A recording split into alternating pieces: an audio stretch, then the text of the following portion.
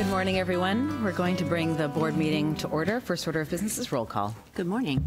Good morning. Priya Mathur. I'm here. Rob Fechner. Good morning. Margaret Brown. Excused. Matthew Saha for John Chung. Here. Richard Costigan. Here. Dana Hollinger. Here.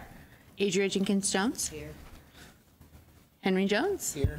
David Miller. Here. Ramon Rubicava. Here. Bill Slayton. Here. Teresa Taylor. Here. And Lynn Paquin for Betty Yee.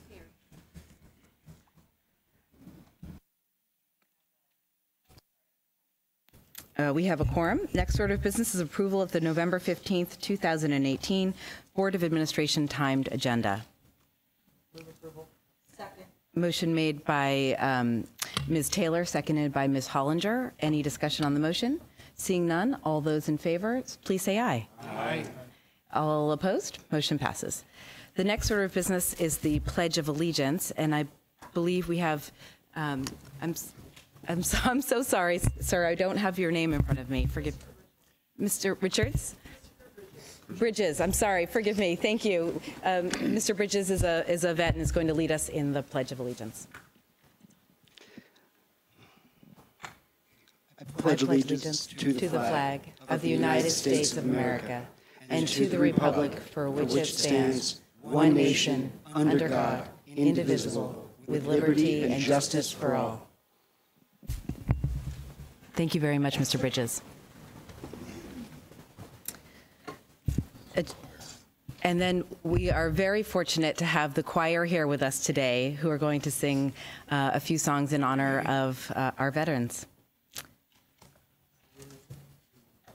Let's have the board come down to the audience.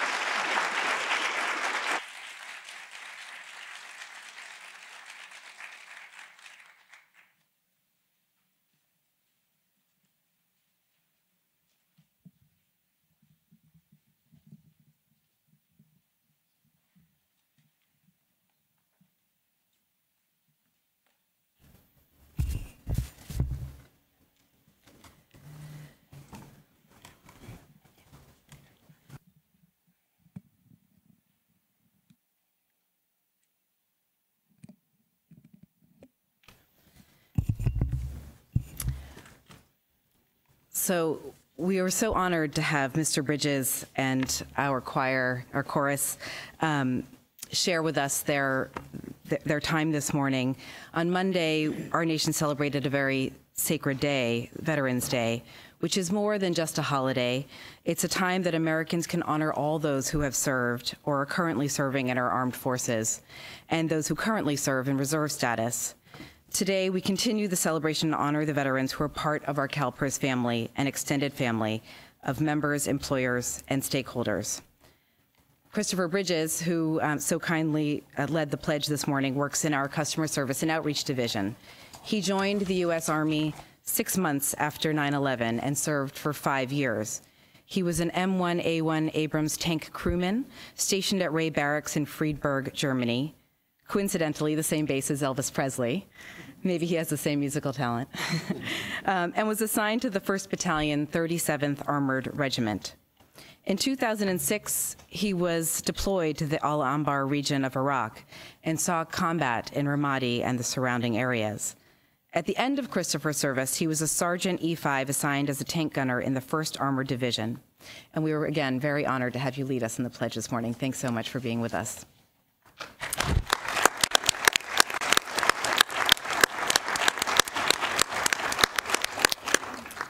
I would also like to acknowledge the veterans who work here in our headquarters building and those in our regional offices across the state.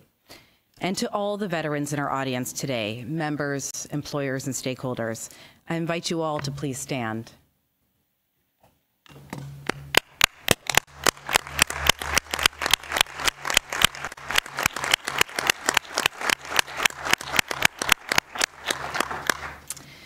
We are so honored that you are all here with us today and grateful for your dedication, sacrifice, and courage. On behalf of the board and all of us here at CalPERS, we thank you for your service to our country. Now, I would like to take a brief moment of silence. As we all know, fires are raging all across the state of California, and too many have tragically lost their lives. We also recently suffered a terrible event in Thousand Oaks, California, where a deputy sheriff lost his life and others were injured. And so I would like us to take a brief moment of silence in support of our first responders who put their lives on the line for us every day, and also for all of those who have lost their lives in the fires.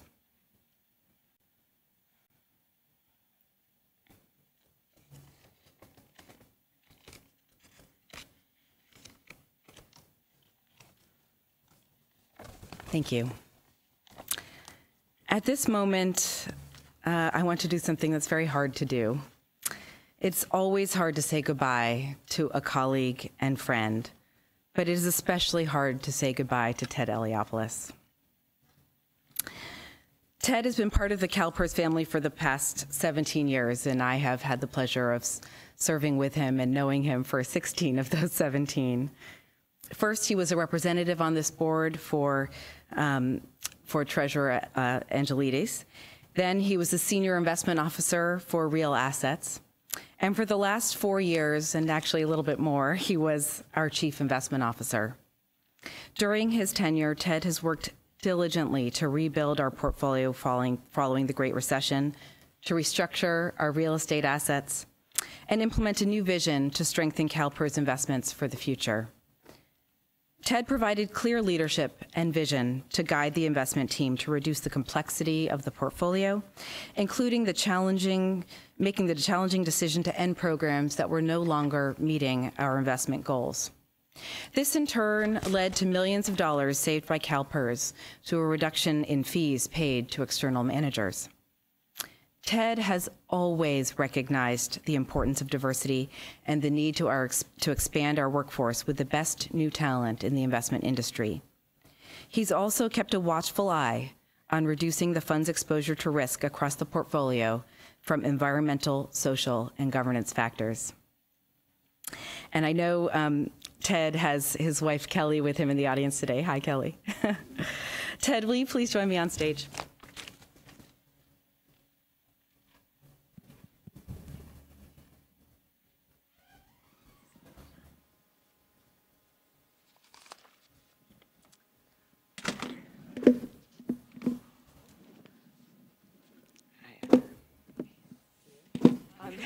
on behalf of the CalPERS family, I really want to express our deep appreciation for all that you have given to CalPERS, both as a member of this team, which really is a family, and to our members who so need the resources that you help provide over the years. So thanks so much, Ted.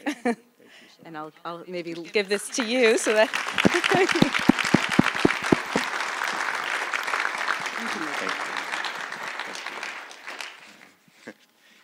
It's an emotional moment, so I wrote out a few notes. Priya, thank you so much. I'm trying to not turn my back to you here. I'll come over here. Thank you so much for those words, for the friendship and leadership over the last 16 years together. These past 17 years have been really an intersection of the majority of my professional life and career, and really deep and profound belief in the mission and people of CalPERS. It is an emotional moment, but the emotion I feel most is gratitude. I am so grateful to CalPERS and this institution, and to the many people, past and present, who have contributed so much to CalPERS and to my and my family's life. I look back, and I was 38 years old and father of two young daughters when I started this journey at the Treasurer's office and representing the Treasurer here at CalPERS. And I'm so grateful for that opportunity, for my colleagues there, to Treasurer Angelides, who was such a wonderful mentor and intellect in thinking about the intersection of public policy and investments. I feel lucky and grateful to all the treasurers and controllers and treasurers' representatives and controllers' representatives and governors' representatives and legislative representatives and all the public officials and their staffs that I've had the great opportunity to interact with and learn from over the years. I am grateful to my real estate and real assets team. We took that portfolio through the great financial crisis. It was I think the hardest and toughest professional challenge I've ever gone through, and we made it through. And as Paul Muchaka reported to this board last month, we've reconstituted and reconstructed that real estate portfolio to one of the great bedrock quality core portfolios in the institutional world. A few more remarks here, so bear with me. It was a long career. I am so grateful to Joe Deere and Ann Stausball, who asked me to help out as acting CIO together with Mr. Fechner.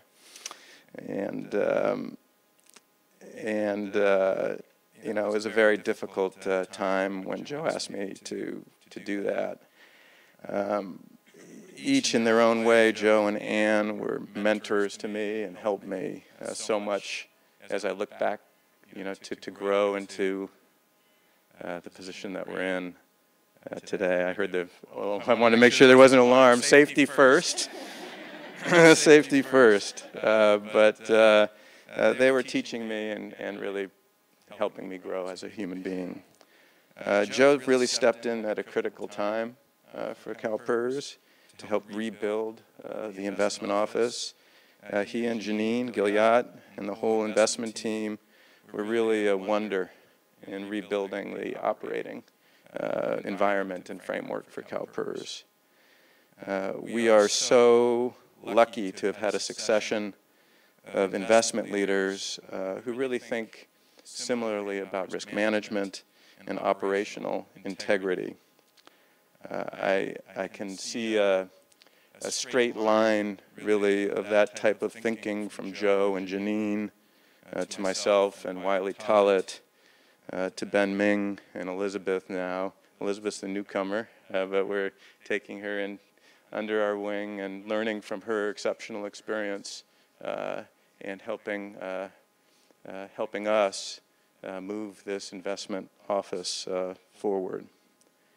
I am grateful to all of them and have learned so much from them, and I really am deeply, profoundly grateful and happy for CalPERS that we've had this continuity into the future.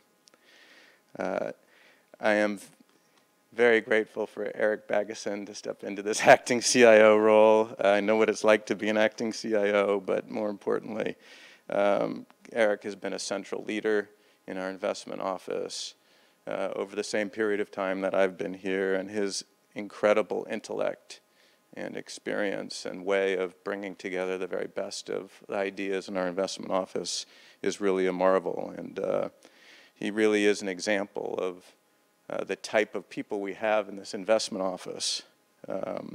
They come here with incredible experiences across the globe from many different areas of expertise, and they bring their best ideas, their best talent, and an overwhelming sense of mission to benefit CalPERS. CalPERS is so lucky to have all these investment leaders over the years.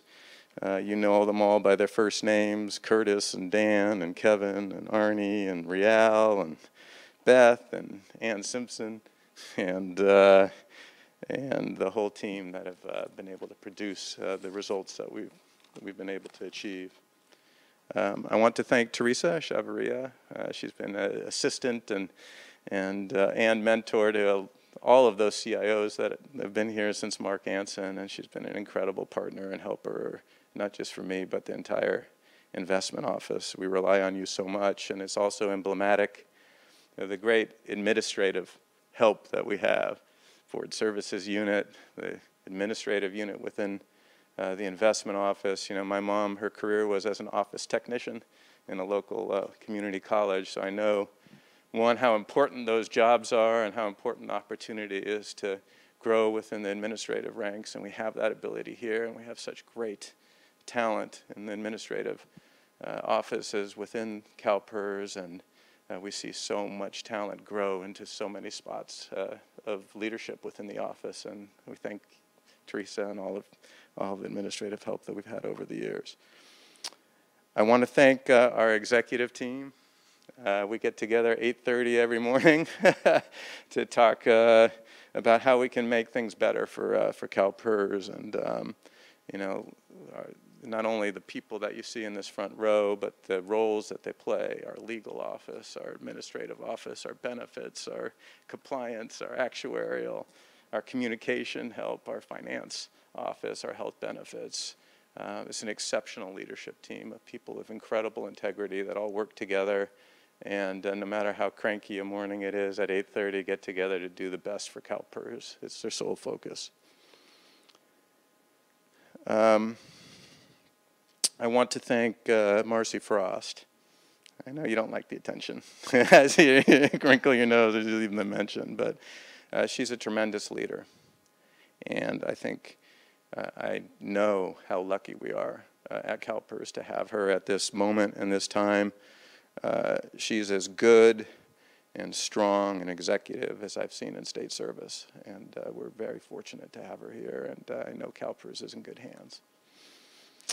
Madam President, members of the board, I thank you, each and every one of you here sitting today, and those that sat in these seats before you, for the honor to serve and the opportunity to work with each and every one of you. You've kept me on my toes, these monthly meetings. The questions and the dialogue are so beneficial to CalPERS, and the fact that we do it in this public setting and open setting is really remarkable, what we've been able to achieve and help each other with over the last 2 decades for myself. As you can tell, I'm very, very proud of what we collectively do here, the mission that we have, the type of people and the character of the people that we have at CalPERS.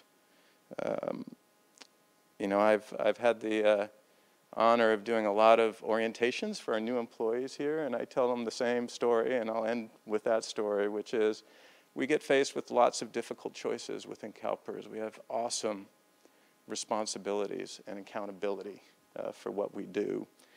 And sometimes it can seem somewhat abstract to think of $350 billion and all the complex parts of our portfolio or within our policy arenas. And sometimes it can feel a bit abstract to think of the 1.8 million people that depend on us. And what I do whenever there's a particularly difficult decision is try and personalize those 1.8 million. So I always think of my mom and dad who depended on CalSTRS for their pension. And I kind of think through and see them at the kitchen table when they're in their 50s and 60s and 70s and 80s. And our pensioners rely on us to provide the pensions that have been promised to us. And as they age, they get less and less able to fend for themselves and more dependent on the work that we do to provide their retirement security for them. And it's the greatest honor and public service that I can think of to have played a small role. So thank you.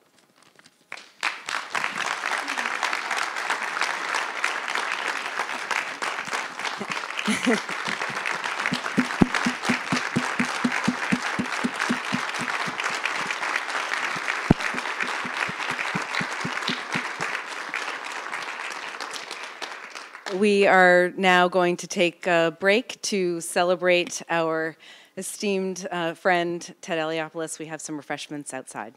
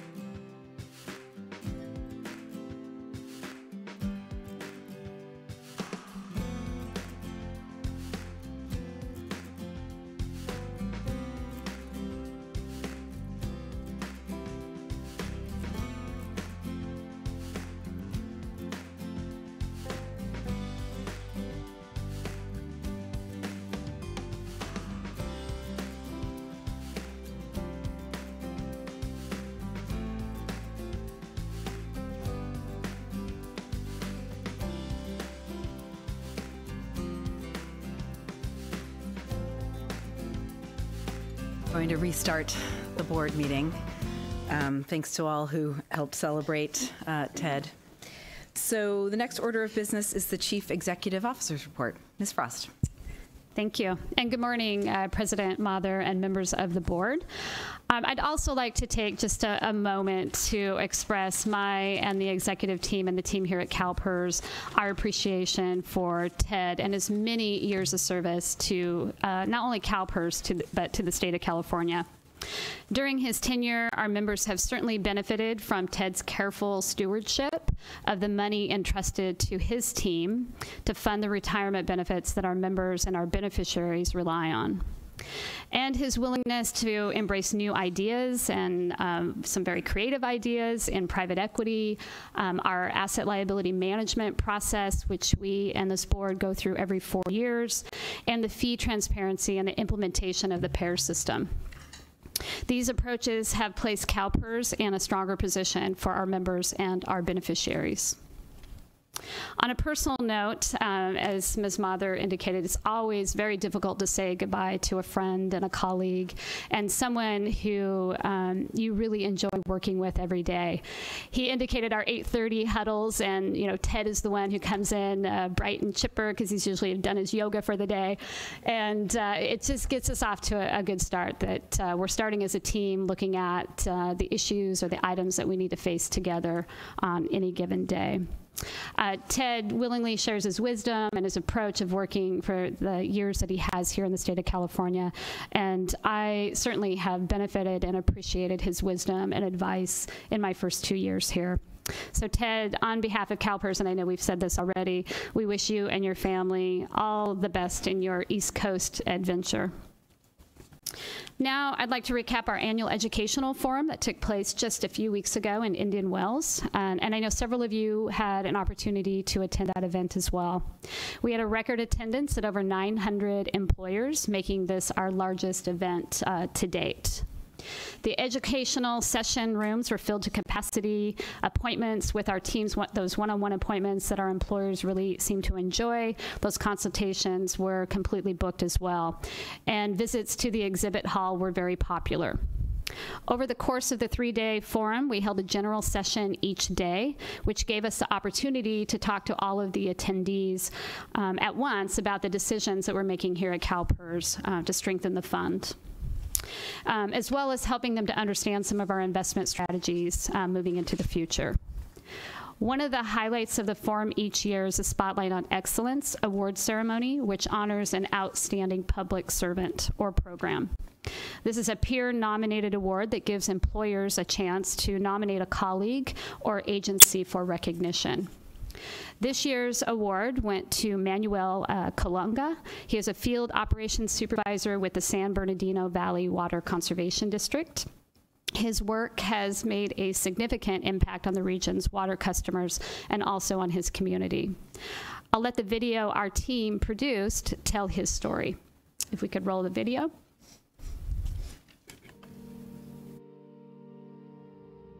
I get to watch the sunrise from my office in Mentone.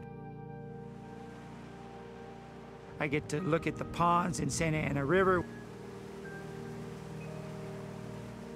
We are on the top of the Seven Oaks Dam in Highland in San Bernardino County. This is one of my many beautiful offices that I have. My name is Manuel Colunga. I work for the San Bernardino Valley Water Conservation District. I am the outdoor field supervisor. We're headed towards a Redlands Aqueduct sandbox. And then we'll go out and measure pretty much all the native water, basically Mill Creek and Santa Ana. I serve the community by making sure all of this water that we're given reaches them. I make sure that it recharges the aquifer as it's supposed to, that the majority of it goes into the aquifer as it's supposed to, and that everything is always in working order so that we can always do that. If we didn't do what we did, the majority of water would flush down to the ocean, and very little would benefit this area. City of Redlands, Yucaipa, Loma Linda, Colton, Rialto, Riverside, San Bernardino, Highland, the growers between here and there. If someone needs to know what's going on with the complicated plumbing out there that moves water around, they call Manuel. They know he'll know exactly what's going on, and if he doesn't, he'll go find out and report back to them. Is this too much?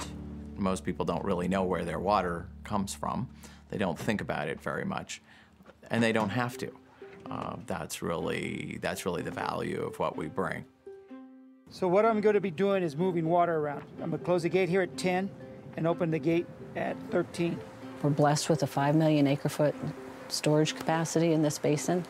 Currently, we're about 600,000 acre-feet in overdraft. I believe because of what we're able to do and our mission, what we have been doing, has been our supply seeing us through this drought that we've been through. And Manny's a big part of that. Manny is amazing. Hey, dude, what'd you find? Found some stinkwort down in here, about 80 yards down. You got the bag? We're constantly on the lookout for invasive species that can and do take over our property sometimes. Here we go. Got some stinkwort here. Getting ready to seed. The stinkwort bloomed a lot this year. We were on it from the get-go. We got it before it flowered and went to seed. I would say it's about 90% gone from when we found it. Pull it out. Don't spray it. Manny, it's the most awesomest boss I've ever had in my life. And yeah, I do look up to him a lot. In addition to placing all of that water underground, he protects 5 different endangered species. This looks like the kind of area a kangaroo rat would live. It wants some wide open places to run. There's kangaroo rats, is one of the endangered species. There's lots of people that come out here to study them. I saw what I thought was a den. And so we had just purchased these surveillance cameras, and I put one down in front of it. There was a kangaroo rat on it. Pretty cool. The people, in my opinion, that are good public servants, they do it because of the love for what they do and their love for serving. And that's where Manny is. His whole life, in my opinion, is based on love. Either love for that 5,000 acres out there or love for the kids.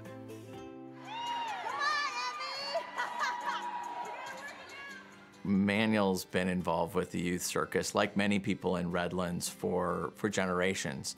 He started when his kids were young, and the central point is just a love of people, which is what makes service important to him. Put your hands on the shoulder blades and lift. Ian and Emmy started in 2001 was their first show year. Emmy was 4, Ian was 6. I was minding my own business, just letting them be. And one day, they came over and tapped me on the shoulder and said, could I help? That's how I got involved. The youth circus started in 1928. It was started by my wife's grandfather, Roy Coble. And he used to work for Barnum and Bailey Circus. And he came over here and worked for the Y. Ready? It's an amazing thing. The circus is like a gym. I'm constantly lifting people up and over me or hanging down below me and they're doing tricks. We're pretty good. Just like here, we're pretty good. And yes, it is a public service. And what we do, we use it to benefit everybody out here. But it's beautiful here. And I get to do it, thank goodness.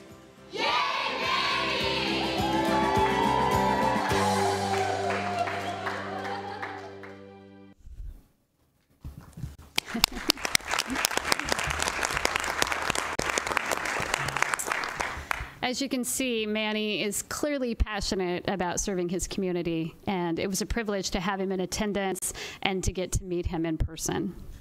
We'll also have the chance next year to feature another public servant or agency and to engage with our employer community at next year's 20th Annual Education Forum. Mark your calendars now. It'll be held October 28th through the 30th at the Oakland Marriott City Center in the San Francisco Bay Area. Moving on now to investment committee business. On Monday, you received a performance review of the public and private equity investment programs. Both had strong fiscal year performance that even in these volatile markets, we're working to build upon. You also had a chance on Monday to continue the discussion we've been having around the private equity models. These are discussions that will continue into next month as well. And we've also been holding meetings with our stakeholders to explain the concepts to them and, most importantly, to answer their questions. One of the more important publications we produce each year is the Comprehensive Annual Financial Report, or the CAFR. The CAFR provides us with a detailed summary of our financial standing and contains a host of data we use in our decision making, and we also share that with our stakeholders. Central to the report are the financial statements approved in yesterday's Finance and Administration Committee, and that come before the full board today for final approval. The CAFR is in the process of being finalized now, and we expect to release it next month. On to a bit of outreach activity, switching gears again to outreach and stakeholders. Last week I spoke to about 200 fund managers and institutional investors at the West Investors annual meeting in San Francisco. Karen Green-Ross from the State Controller's Office was in attendance and was hosting a panel as well. The event is really designed to bring together industry thought leaders and institutional investors located in the Western states.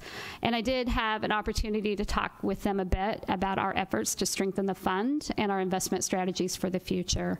I would say that most of the interest centered around our emerging manager and our transition manager programs, however. Tomorrow, I'll be participating on a panel about long-term value creation at the Inclusive Capitalism Conference in Washington, D.C. At the heart of the discussion is a call for public companies to adopt a framework that's been created by a group of investors, asset managers, and others from the investment industry on how do we measure and communicate shareholder value beyond quarterly financial returns. So how do we have a framework that measures human capital implications or culture of organizations? And do we see that there's an alignment of interest between the investor community and the corporate community to understand that these companies are going to continue to grow? And also, I would say that grow in relationship to the liabilities that we have at CalPERS. So I look forward to coming back and sharing with you that event at a future meeting. At the end of this month, on November 30th, I'll have the opportunity to interact with attendees at the California School Boards Association's annual education conference, and that will be the first time that I've attended that event. These are board members from school programs throughout the state, and I'll be on a panel and really introducing them again to the messages around the fund and the pension sustainability work that we've been doing here in California. Turning now to our annual fall fundraising activities. I know some of our employees brought some turkeys out to the turkey drop today, and you may have seen our employees out there wearing masks also due to air quality issues that are going on here. A couple of weeks ago, we completed our events for the Our Promise campaign. We brought the chili cook-off back. That was really important to our team here. We had made a change last year that the cook-off didn't happen, but we brought that very popular event back, and I think the team was very appreciative of that. We also did our silent auction during the lunchtime break. In addition to our fundraising efforts, all state workers were provided with the opportunity to select a charity for payroll deduction, which is one of the primary aims of the campaign statewide. I'd like to thank Wayne Davis and Rob Jerzombek for leading this year's efforts and being co-chairs of the events. They had a big team of volunteers, of course, working with them to host the events, which are always very well received by the employees here at CalPERS. It's part of what makes working here so special. In the Sacramento area or other places that you may be traveling to. Like all state agencies in California, CalPERS headquarters and all of our regional offices will be closed on Thursday, November 22nd and Friday, November 23rd in observance of the holiday. And that does conclude my remarks, and I'm happy to take any questions. Thank you very much, Ms. Frost. I don't see any requests to speak, so with that, we will move on to agenda item number 6, which is the action consent items. What's the pleasure of the board? Move approval. Moved by Mr. Fechner, seconded by Ms. Hollinger. Any discussion on the motion? Seeing none, all those in favor say aye. Aye. All opposed? Motion passes. Agenda item number 7 is the information consent items, and I've had no request to pull anything off of consent. So that brings us to agenda item number 8, committee reports and actions. First, I'll call on the chair of the investment committee, Mr. Jones. Thank you, Madam President. Oh, I'm sorry. Thank you, Madam President. The Investment Committee met on November 13, 2018. The committee approved Agenda Item 6A, adopt the revised total fund policy and real assets program policy. The committee received reports on the global equity and private equity annual program reviews and consultants' reports. The chair directed staff to bring back information about PAIR system assessment. The committee heard public comments on the following topics: CalPERS existing private equity program and the proposed private equity model. At this time, I'd like to share some highlights of what to expect at the December Investment Committee meeting. Fee disclosure, AB 2833, annual responsible contractor policy program. Report to the legislature, California Public Divest from Iran Act and Sudan Act compliance. Consultant review of CalPERS divestments and the emerging and transition manager update. The next meeting of the Investment Committee is scheduled for December 17, 2018 in Sacramento, California. And that concludes my report, Madam President. Thank you very much, Mr. Jones. That brings us to 8B, Pension and Health Benefits Committee, and for that I'll call on the chair, Rob Fechner. Thank you, Madam President. The Pension Health Benefits Committee, PHBC, met on November 14, 2018. The committee recommends and I move the board approve the following. Agenda Item 6A, approve the revised proposed regulations for a 15-day comment period and recommend approval to submit the final rulemaking package to the Office of Administrative Law upon conclusion of the comment period, so long as no public comments are received. On motion by committee, any discussion on the motion? Seeing none, all those in favor say aye. Aye. Any noes? Motion passes. The committee received reports on the following topics.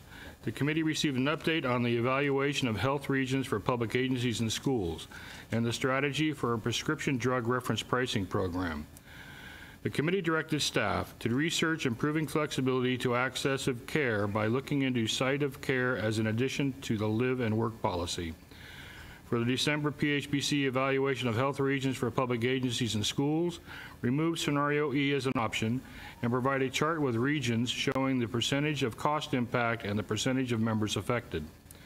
Collaborate with employers on strategies for dealing with variations in cost of care by region. Proceed with a request for information and request for proposal regarding the reference pricing by therapeutic drug program. The committee heard public comment on the following topics: CalPERS response to the Butte County fires, regional rating, and health benefits program annual report. At this time, I'd like to share some highlights of what to expect at the December Pension and Health Benefits Committee meeting. The committee will review the regions and regional factors for public agencies and schools. The next meeting of the Pension and Health Benefits Committee is scheduled for December 18, 2018 in Sacramento, California. That ends my report, Madam President. Thank you very much, Mr. Fechner. That brings us to agenda item number 8C, Finance and Administration Committee report. For that, I'll call on the chair, Ms. Taylor. Thank you, Madam President. The Finance and Administration Committee met on November 14th, 2018. The committee recommends and I move the board approve the following. Agenda Item 6A, approve the draft 2017-18 basic financial statements. On motion by committee, any discussion on the motion? Seeing none, all those in favor say aye. Aye. All opposed? Motion passes.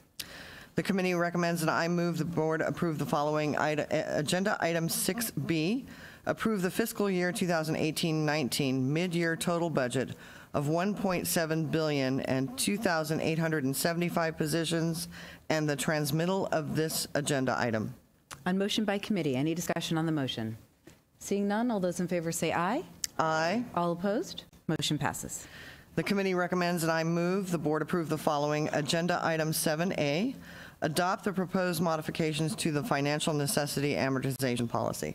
On motion by committee, any discussion by the motion? Seeing none, all in favor say aye. Aye. All opposed? Motion passes. The committee received reports on the following topics: the 2017-18 year-end budget and expenditure report, the annual review of funding levels and risk report, the semi-annual health plan and financial report.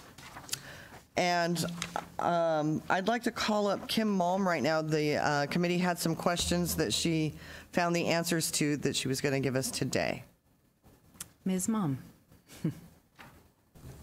Thank you, Madam Chair, members of the Board of Administration, Kim Malm, CalPERS team member. So yesterday there were 3 questions in regards to the board election, and I'd like to provide you with those answers. The first question was in regards to the spam filters, and we confirmed with Public Affairs that we are unable to determine any of the emails that go into the spam filter since that's a user setting.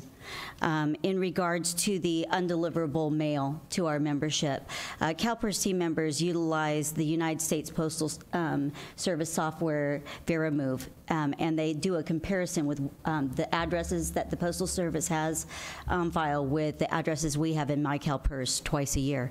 We then send letters to the new address that the post office has on file twice a year to our members. If they are, there's 2 separate letters, one for actives asking them to go and change their address with their employers.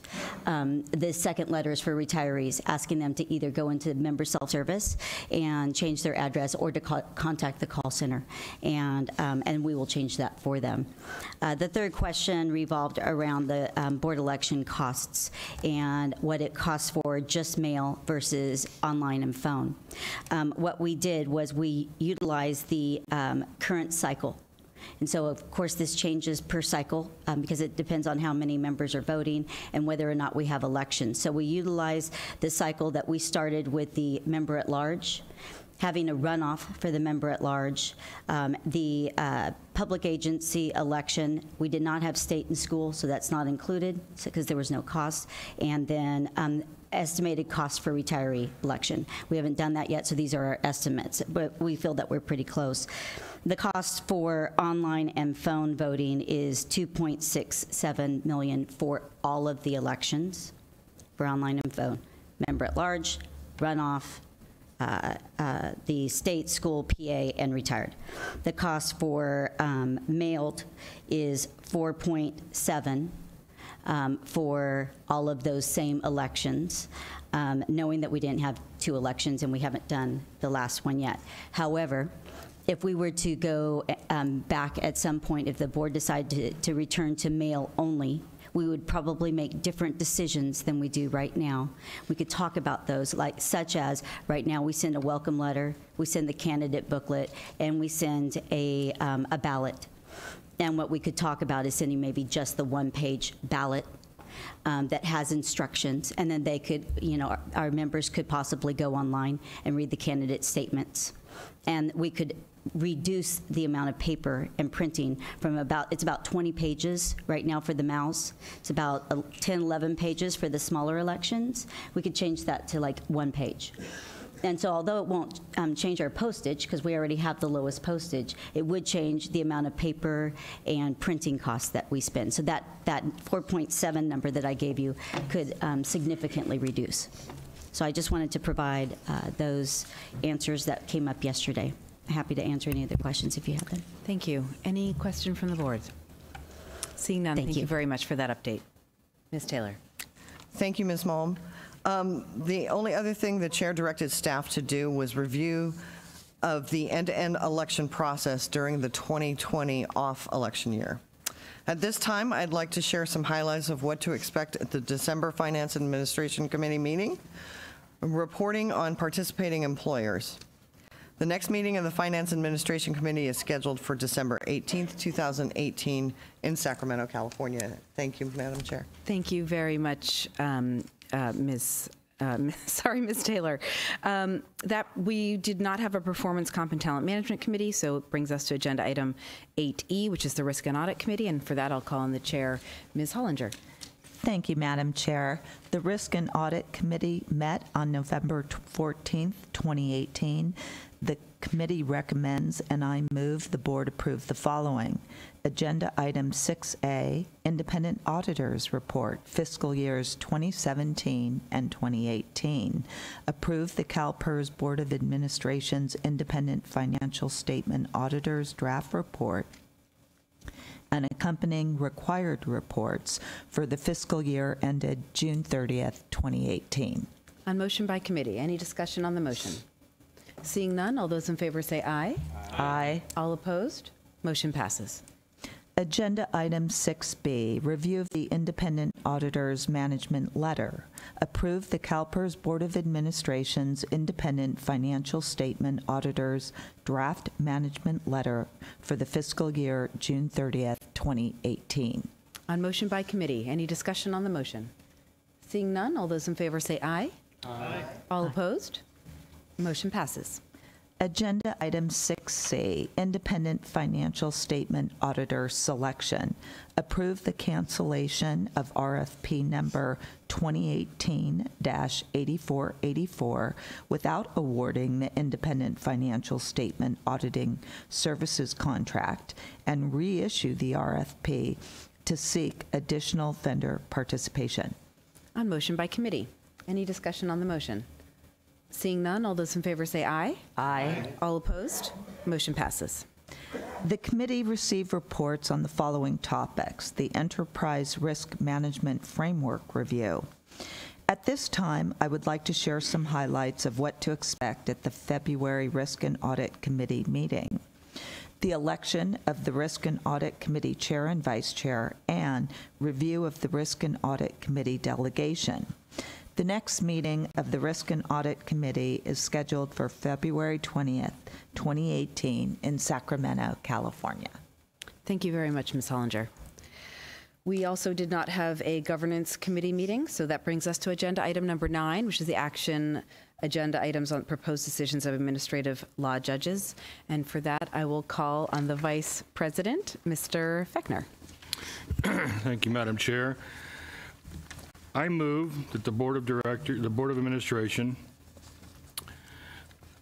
adopt the PD's proposed decision to agenda items 9A, 1 and 2, and 4 to 17 as the board's own decisions, with the modifications argued by staff to agenda items 9A, 2, 7, 10, 12, and 16. If the board agrees with these recommendations, then we will move forward. Motion made by Mr. Fechner, seconded by Mr. Miller. Any discussion on the motion or any request to pull any other proposed decisions off of that motion? Seeing none, all in favor say aye. Aye. All opposed? Motion passes. I move that the Board of Administration schedule agenda item 9A3 for a full board hearing. Second. Motion made by Fechner, seconded by Jones. Any discussion on the motion? Seeing none, all those in favor say aye. Aye. All opposed? Motion passes. 9B. And then 9B. Item on 9B, I move that the Board of Administration deny the petitions for reconsideration, agenda items 9B1 and 2. Is there a second to the motion? Motion made by Fechner, seconded by Miller. Any discussion on the motion? Seeing none, all those in favor say aye. Aye. Aye. All opposed? Motion passes. That brings us to agenda item 10, which is the full board hearing. Hold that till after 11. Sorry? So we're going to, yes, we're going to hold that till after 11. Thank you. And then that brings us to agenda item number 11, which is the information agenda items.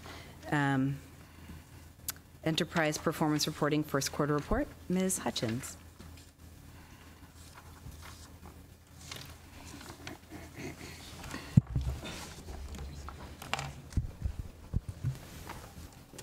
Good morning, Madam President and members of the board. Sabrina Hutchins, CalPERS team member.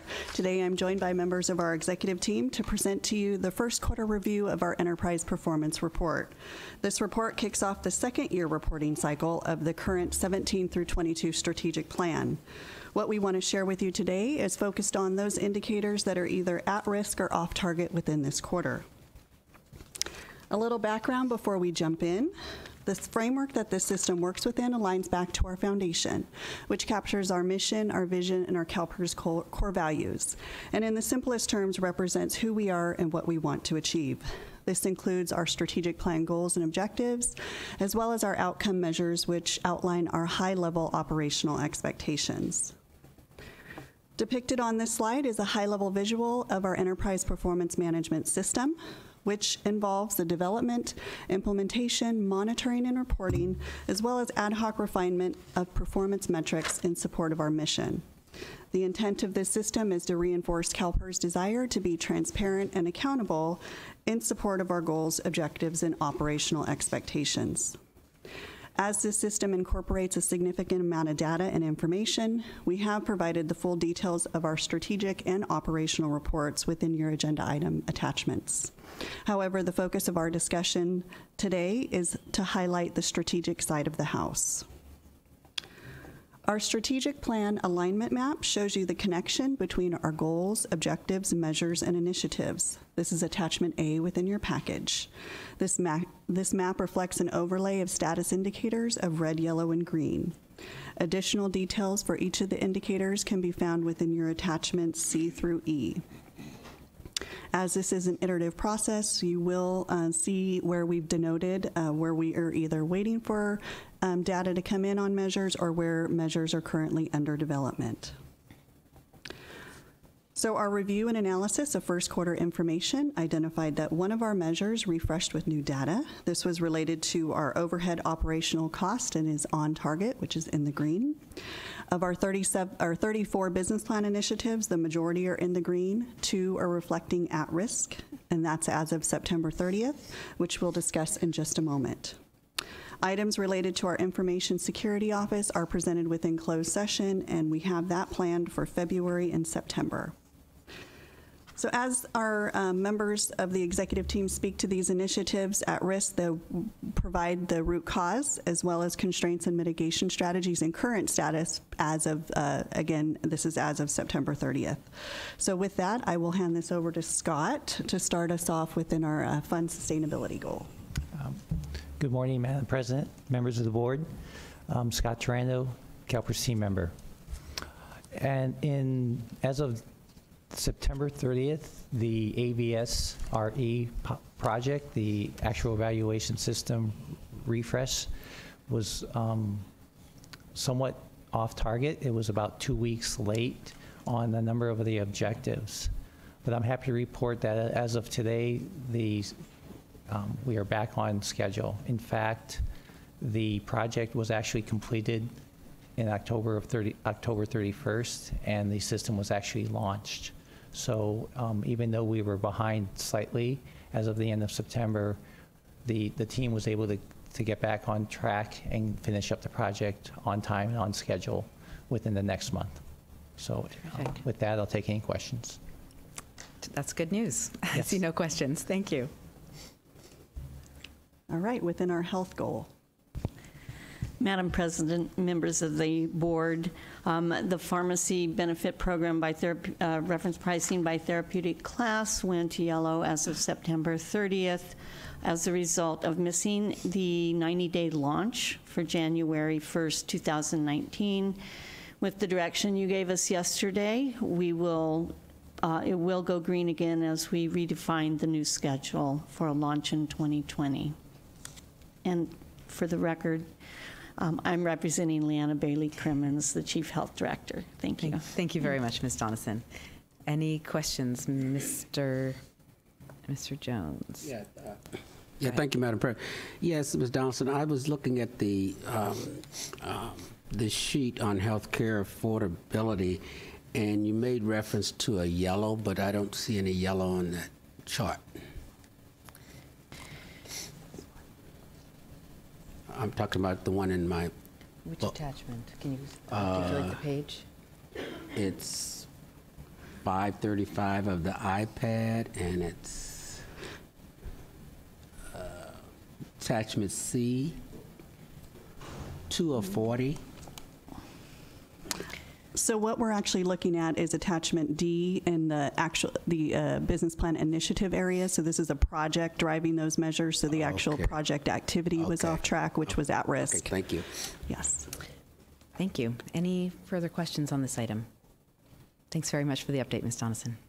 All right, very good. So our second quarter report will be in February of next year. Thank you so much. Thanks very much. Okay, that brings us to 11B, state and federal legislation update. Mr. Brown.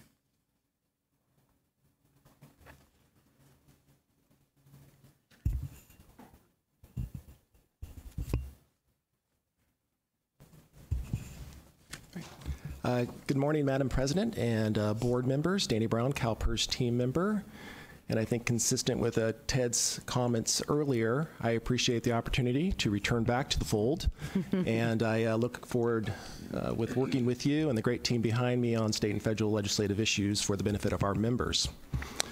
With that, I'll start with the state legislative update. I believe the last time you heard an update, it was just a few days before the deadline for the governor to sign and veto bills. So the written material in your board book should now show the final outcome of all of the bills that CalPERS was tracking.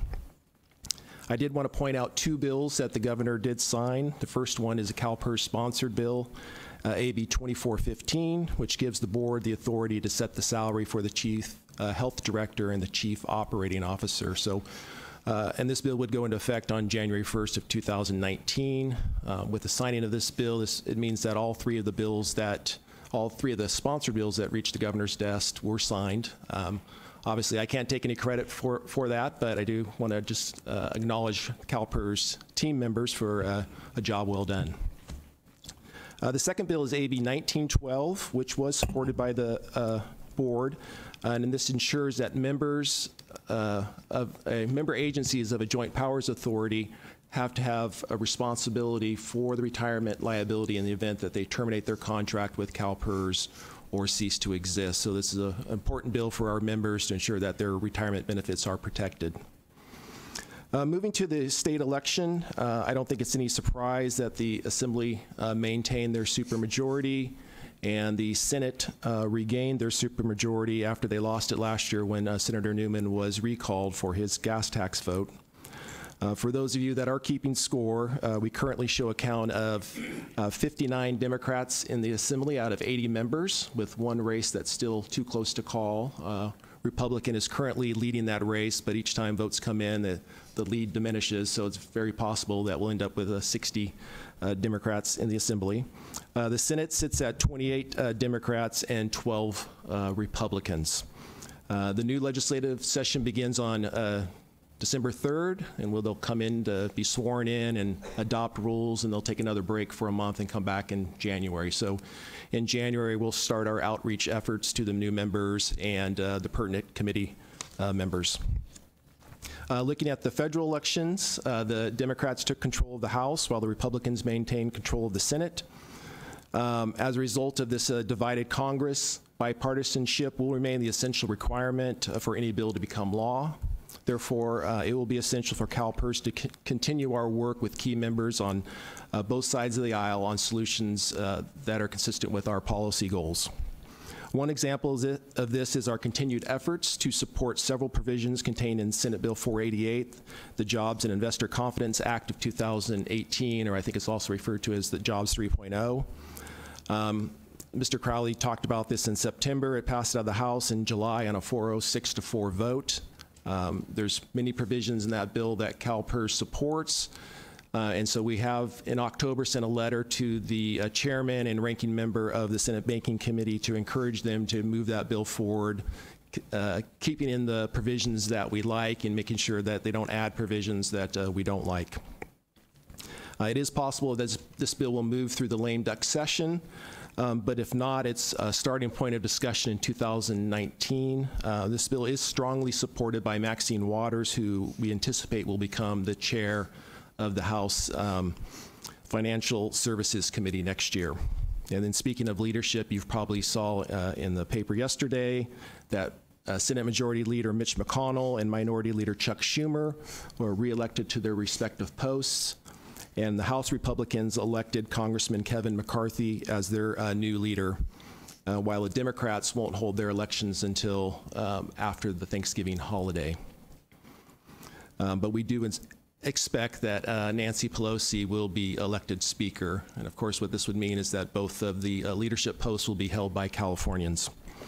Over the next few months, once the House Democratic leadership forms and we find out who all the kind of chairmanships go into place, we will provide additional information on what to expect in the next Congress.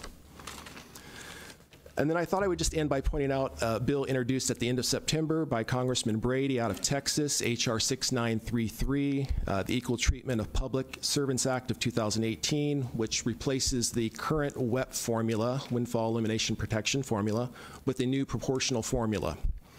This may sound familiar to some of you because, like me, a version of this bill was in front of you in 2015, H.R. 711, which the board did support.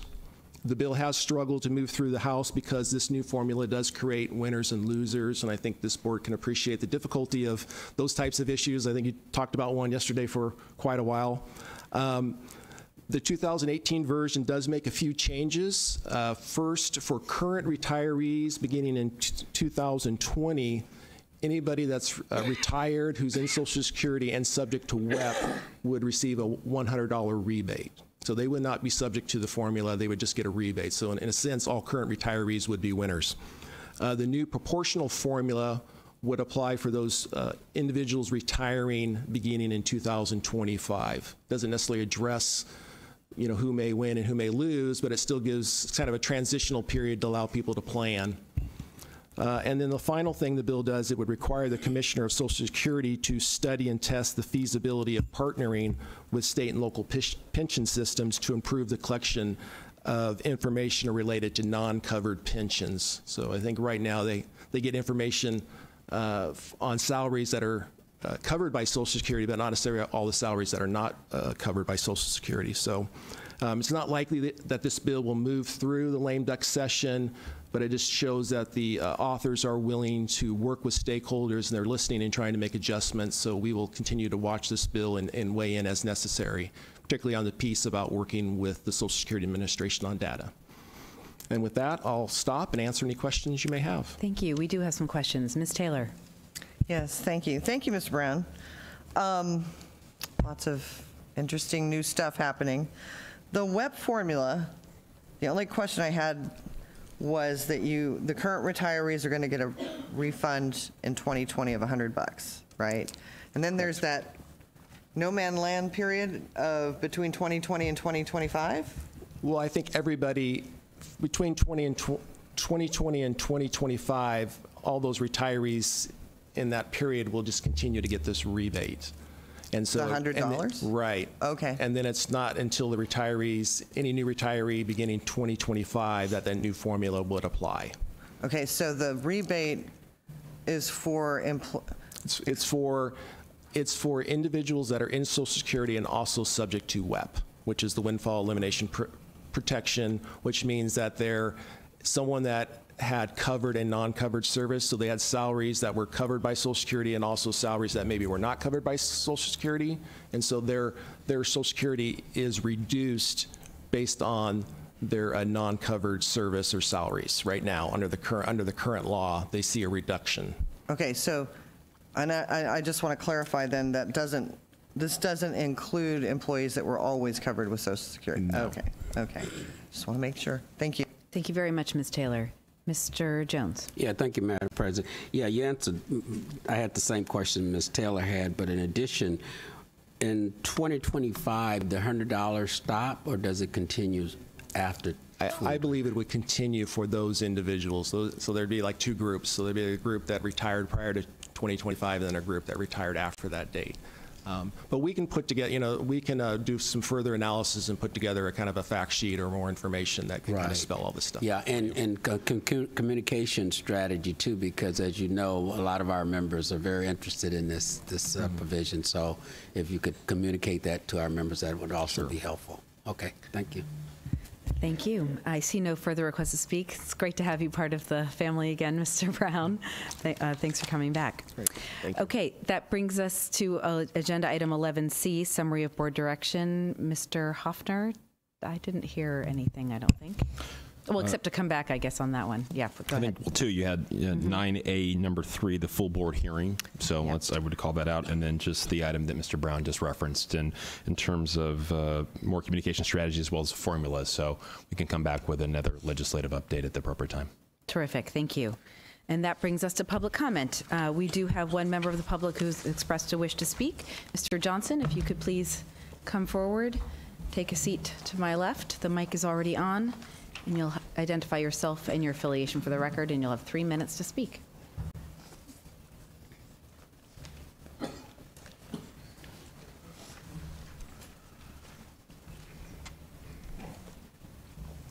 Mr. Johnson. Good morning, Madam Chair, members of the board. My name is Neil Johnson. I represent SEIU Local 1000. I'm here today to speak about Mr. Iliopoulos. His predecessor, Joe Deere, during his term, we talked about good events, and Joe was a hero.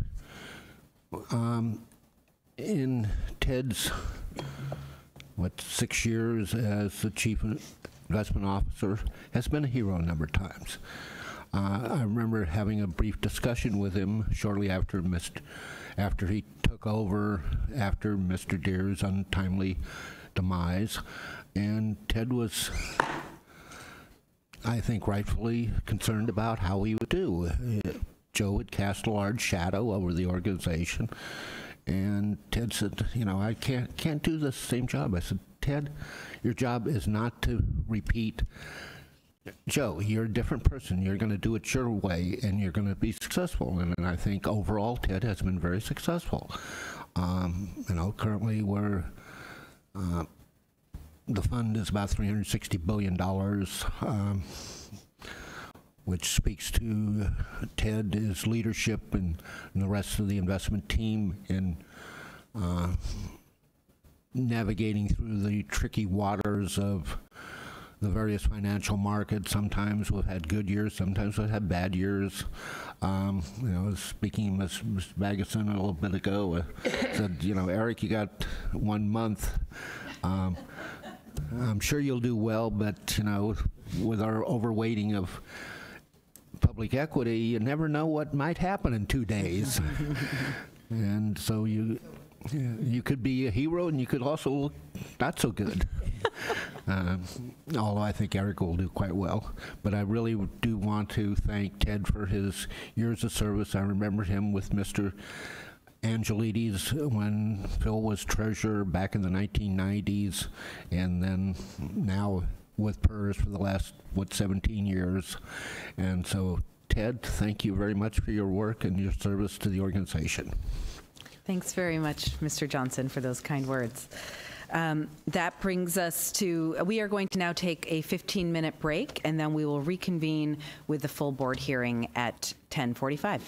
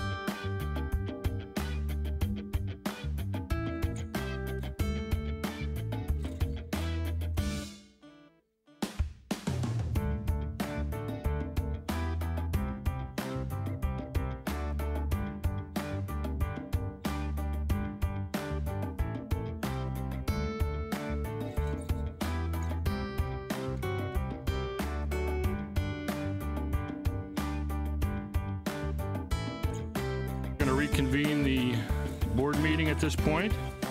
We're now going to turn to agenda item 10 and open the record for the full board hearing in the consolidated appeals of the Encina Wastewater Authority and the San Elijo Joint Powers Authority. CalPERS case numbers 2016-0356 and 2016-0354. Let us first take roll call. Rob Fechner. Good morning.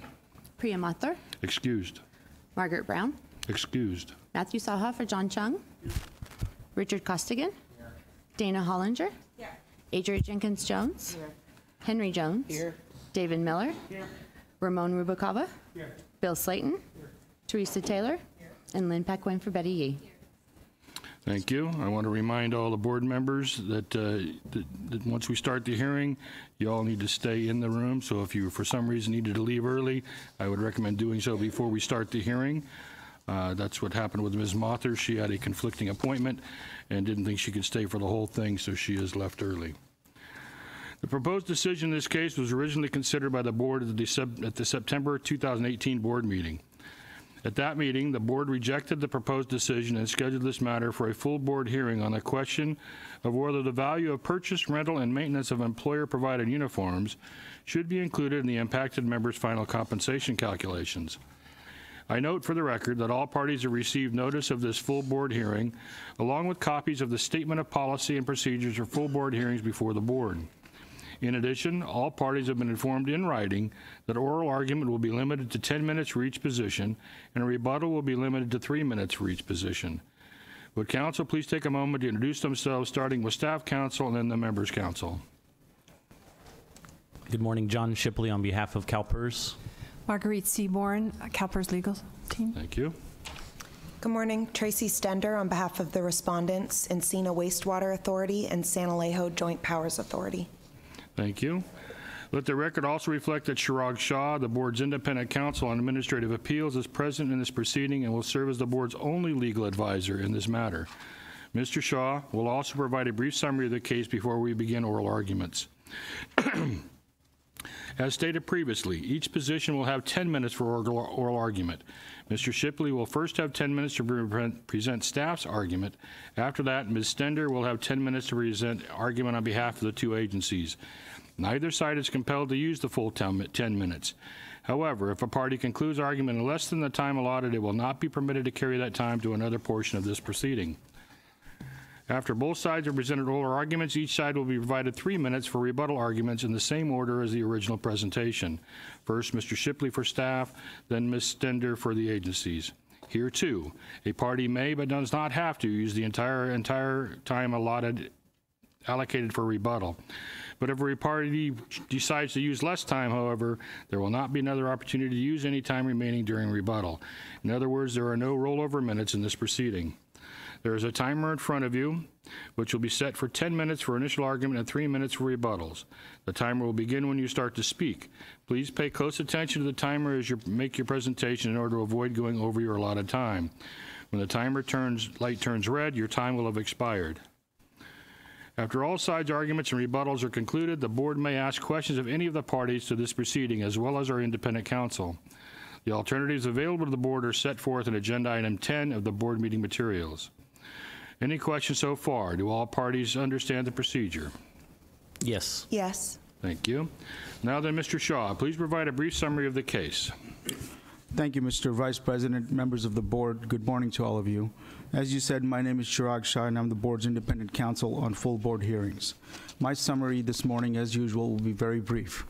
I will let each counsel educate the board on the details and the merits of their respective positions. This consolidated hearing is for two separate but substantially similar disputes involving an item of special compensation under subsection C6 of section 20636 of the Public Employees Retirement Law, or PERL, and its implementing regulation at California Code of Regulations, Title II, section 571, subsection A5. Although the parties consolidated the cases into one hearing, the administrative law judge has issued two proposed decisions that are up for the board's consideration today. The respondents in both cases operate wastewater treatment facilities that process raw sewage. Section 20636 of the Pearl provides in relevant part that the value of uniforms and related costs must be reported as an item of special compensation.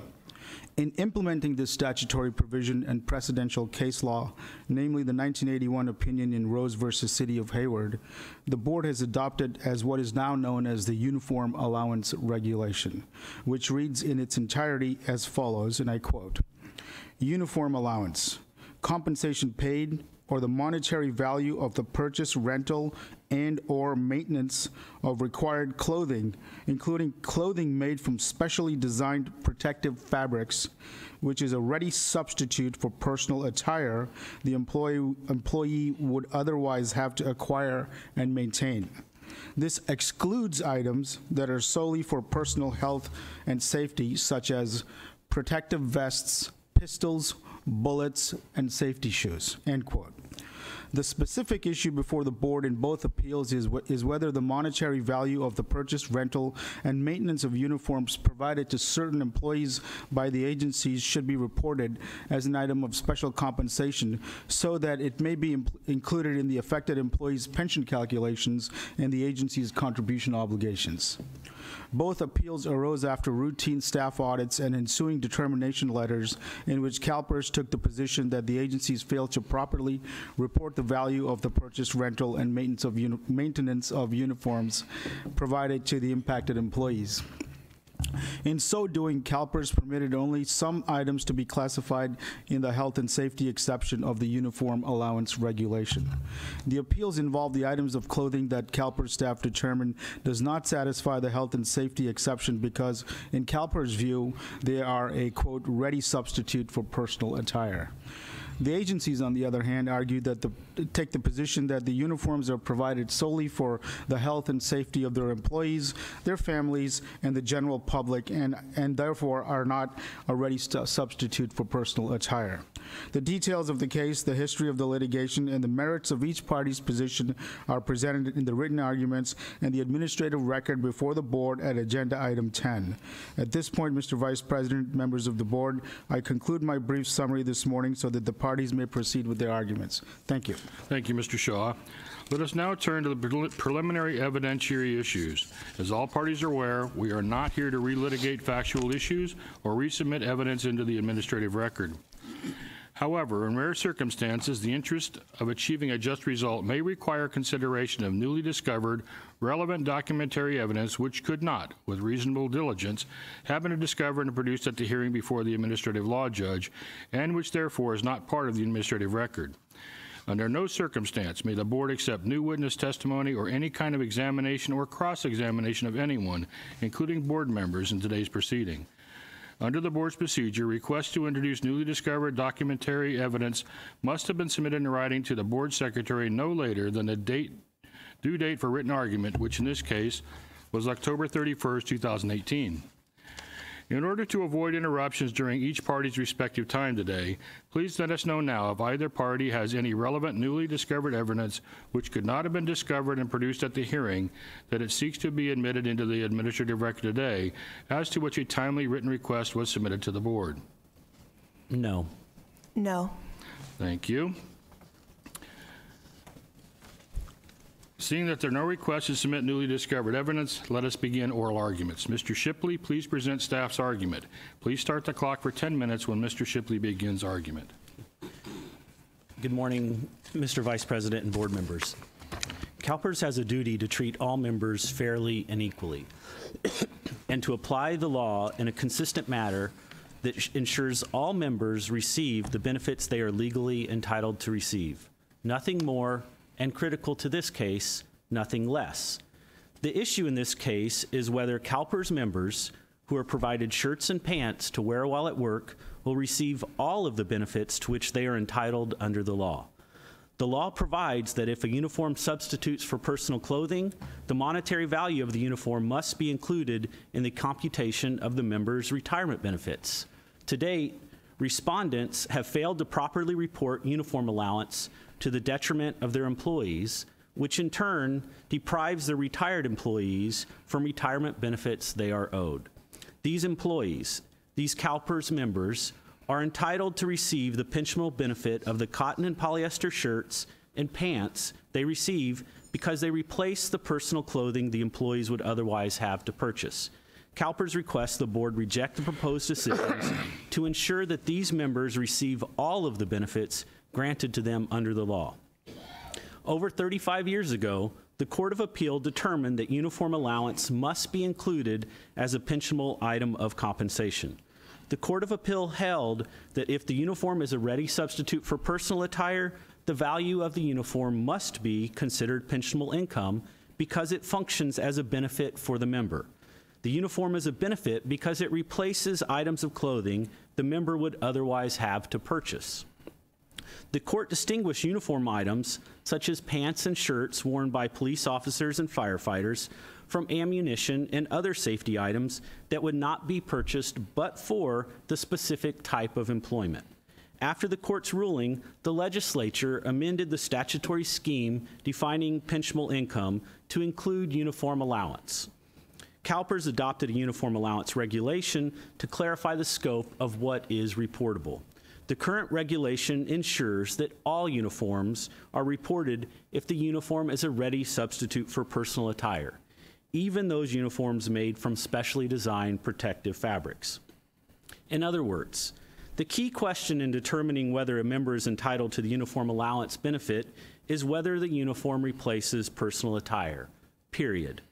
The employer's stated intent for providing the uniforms or how the employer characterizes the uniforms is irrelevant in reaching the answer to that question. The members at the center of this dispute are employees who work in wastewater facilities operated by respondents. Every morning, they come to work and are provided cotton or polyester shirts and pants. These uniforms are no different than clothing that can be purchased at any number of retail stores. They change out of their personal clothing, put on the uniforms, go to work, and then before leaving for the day, they change back into their personal clothing. The only remarkable thing about the uniforms is that they identify the member as one of Respondent's employees. What are the uniforms? They are shirts and pants that replace the clothing the members would otherwise wear while at work.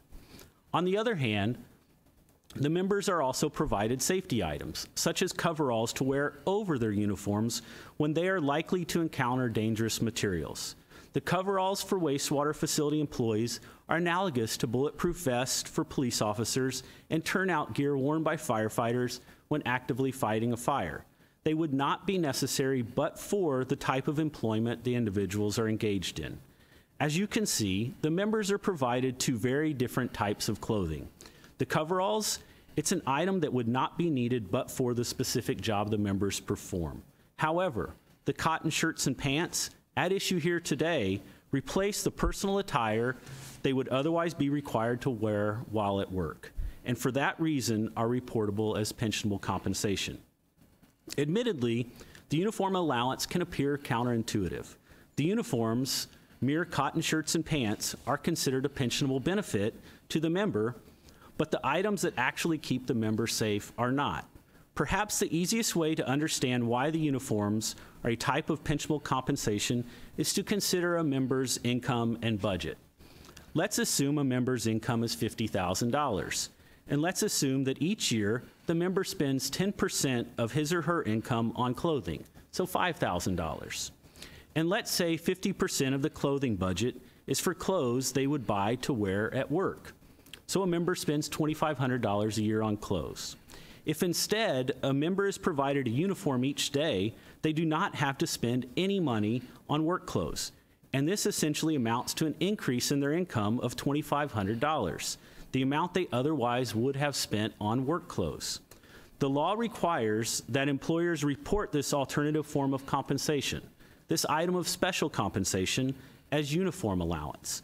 And CalPERS must include the uniform allowance in the member's final compensation when determining their retirement benefits.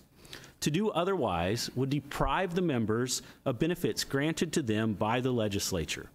And that's precisely what respondents are doing in this matter. They are not reporting to CalPERS the value of the uniforms, which in turn is reducing the members' pensionable income and their retirement benefits. Again, benefits which have been granted to the members by the legislature. In this matter, the administrative law judge, in granting respondents' appeals, made two critical errors. First, the ALJ found that the cotton shirts and pants are not a ready substitute for personal attire. There was little explanation as to how the ALJ reached this conclusion, and there is simply no support for it. What constitutes a ready substitute for personal attire? Common sense would dictate that clothes you wear instead of personal clothing are a ready substitute for personal attire. Here, the members are provided shirts and pants to wear at work. The members wear these clothes instead of wearing their own personal clothing. The uniforms are a ready substitute for personal attire. And for that reason, and that reason alone, the value of the uniforms must be reported as pensionable income. The ALJ's second and related error was misinterpreting the scope of the exclusion to the uniform allowance benefit. The narrow exclusion was intended to cover items that would not be needed but for one's job, such as ammunition, bulletproof vest, and turnouts used by firefighters. The proposed decisions found that respondents showed a reasonable connection between the uniforms and the personal health and safety of the members. However, that is not the appropriate test. The test for the exclusion under the current regulation is whether the uniforms are solely issued for the personal health and safety of the members. Here, the cotton shirts and pants replace personal attire the members would otherwise be required to purchase. Therefore, at a minimum, the uniforms serve a dual purpose. They replace personal attire and they provide a minimum amount of protection. If the term solely is to be given any meaning, cotton shirts and pants that serve the dual purpose cannot qualify under the exclusion. At the beginning, I emphasized that CalPERS must treat all members fairly and equally and apply the law consistently to ensure that all members receive the benefits to which they are entitled under the law. The proposed decisions beg the question: if mere cotton shirts and pants are not reportable under the uniform allowance, what is a reportable uniform? If the proposed decisions are adopted, the cotton shirts and pants issued to these members would not be pensionable. On the other hand, uniforms worn by firefighters and police officers are currently reported and treated as pensionable. If the proposed decisions are adopted, it would be entirely inconsistent to continue to treat firefighter and police officer uniforms as pensionable. CalPERS would be in a position where members are being treated differently and the law is not being applied consistently. The proposed decisions conflict with the purpose of the uniform allowance as stated by the Court of Appeal, the legislature, and this board. Consequently, CalPERS argues the board should decline to adopt the proposed decisions and issue a decision where all members, including the members who work for respondents and are issued uniforms, receive the uniform allowance benefits to which they are entitled. Thank you. Thank you, Mr. Shipley. Please start the clock for 10 minutes for Ms. Stender to present the agency's argument. The issue before this board is a practical one. It's whether cotton and blend shirts, pants, and coats provided to protect sanitation workers from the potentially deadly hazards they are exposed to working with raw sewage should be reported as special compensation. The proposed decisions found that these items are not reportable for two reasons. One, they're not a ready substitute for personal attire, and two, they are provided solely for health and safety.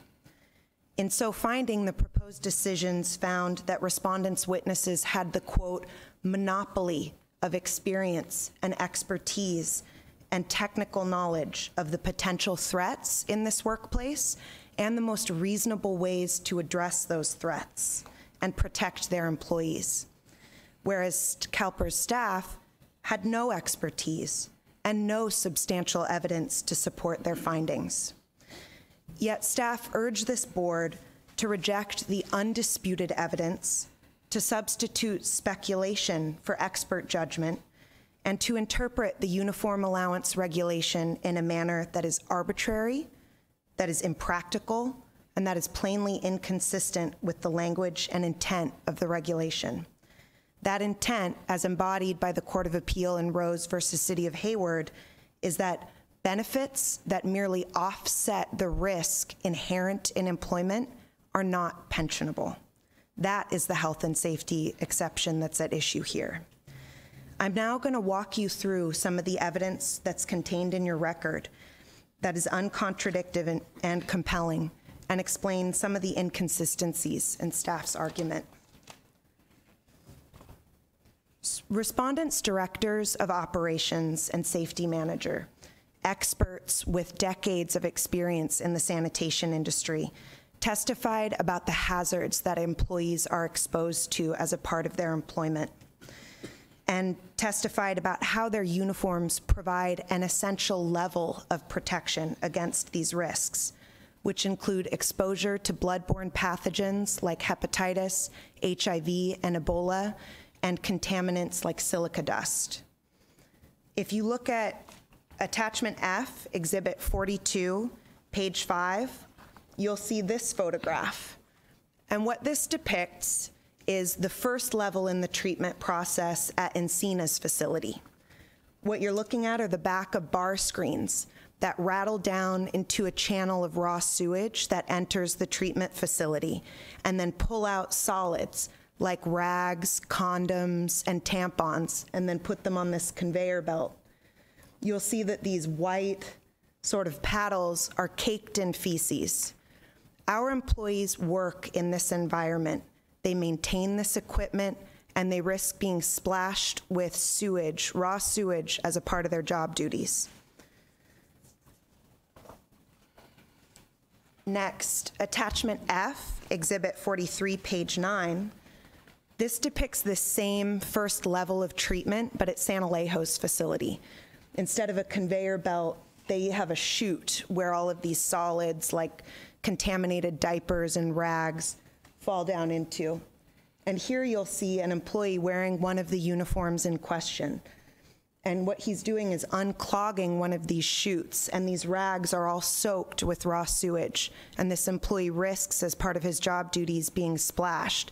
He may not know in this moment that he's being splashed. There's not a huge risk that might require a Tyvek suit, but there's enough of a risk that he should be wearing a uniform that will provide some sort of barrier between his skin and exposure. Next, Attachment F, Exhibit 43, page 3. This photograph was taken inside a digester, which is essentially a huge tank used later in the treatment process. And you'll see an employee down here on the right, and he's, or your left, or on the left. And essentially that black stuff he's standing in is concentrated raw sewage. And you'll see this employee is wearing one of the white shirts that's in question. And he risks being exposed to pathogens and other contaminants while he's performing this work. He may be wearing extra levels of protection, like waders, but he's also wearing his first level of protection, which is the pants and shirts. Finally, Attachment F, Exhibit 43, page 7. This photograph depicts an employee cleaning debris from a chute after the final stage in the treatment process at San Alejo. And you'll see he's wearing, again, the disputed uniform, and some bits of Class B biosolids have fallen onto his shirt. So again, this employee is wearing his uniform, which is acting as a first level of protection.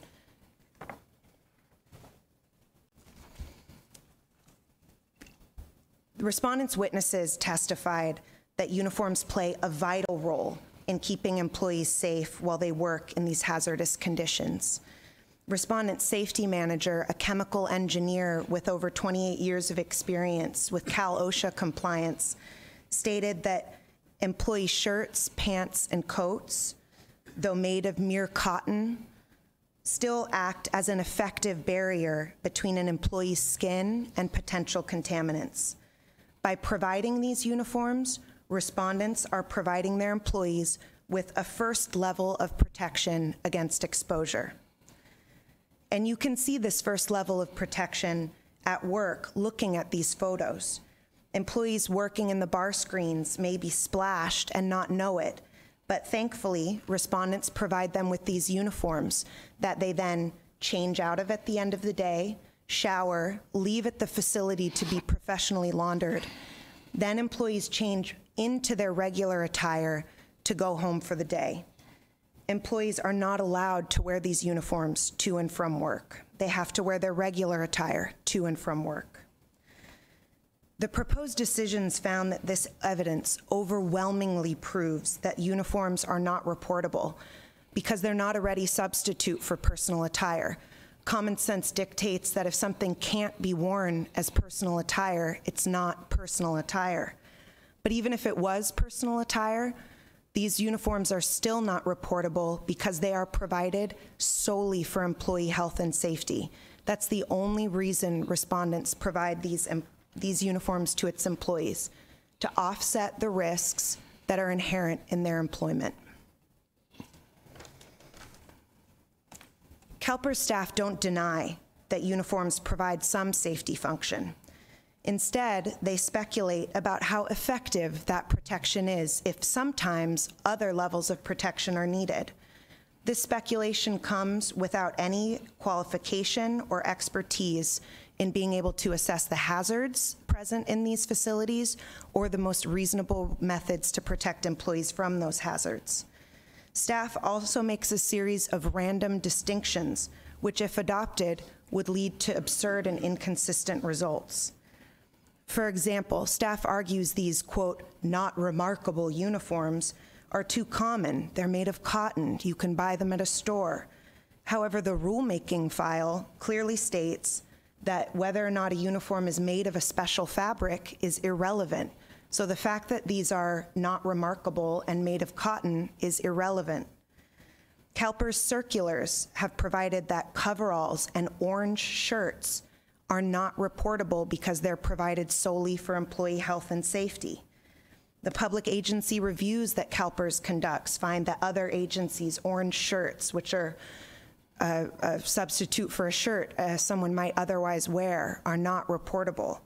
The regulation itself says that safety shoes are provided solely for health and safety and are not reportable, even though they substitute for shoes that an employee might otherwise wear.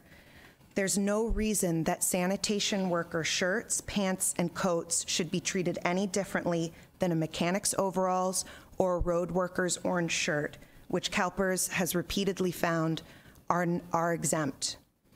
These items are commonly available. They replace regular attire that employees would otherwise wear.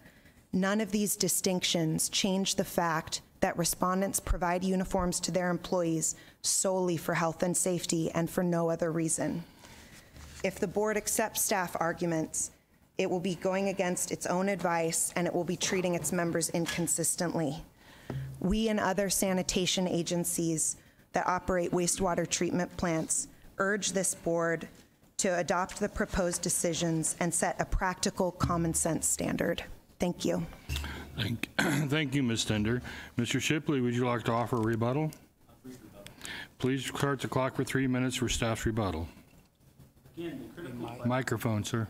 Thank you. The critical question in this matter is whether the shirts and pants provided to respondents' employees are a ready substitute for personal attire.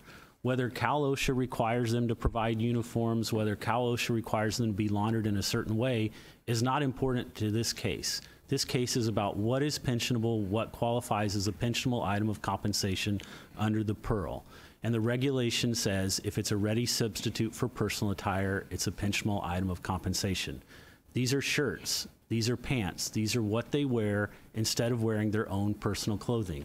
And as I said, for that reason and that reason alone, the items must be considered an item of special compensation and pensionable. The regulation does require that an item issued solely for personal protection of the employee be excluded. However, these are the shirts and pants are not items that qualify under that exclusion. As the Court of Appeal indicated in the Rose decision, items that would qualify would be ammunition, it would be the asbestos, the full turnout coats and uniforms that firefighters wear while actively fighting a fire. Those are the type of items that are excluded under the regulation.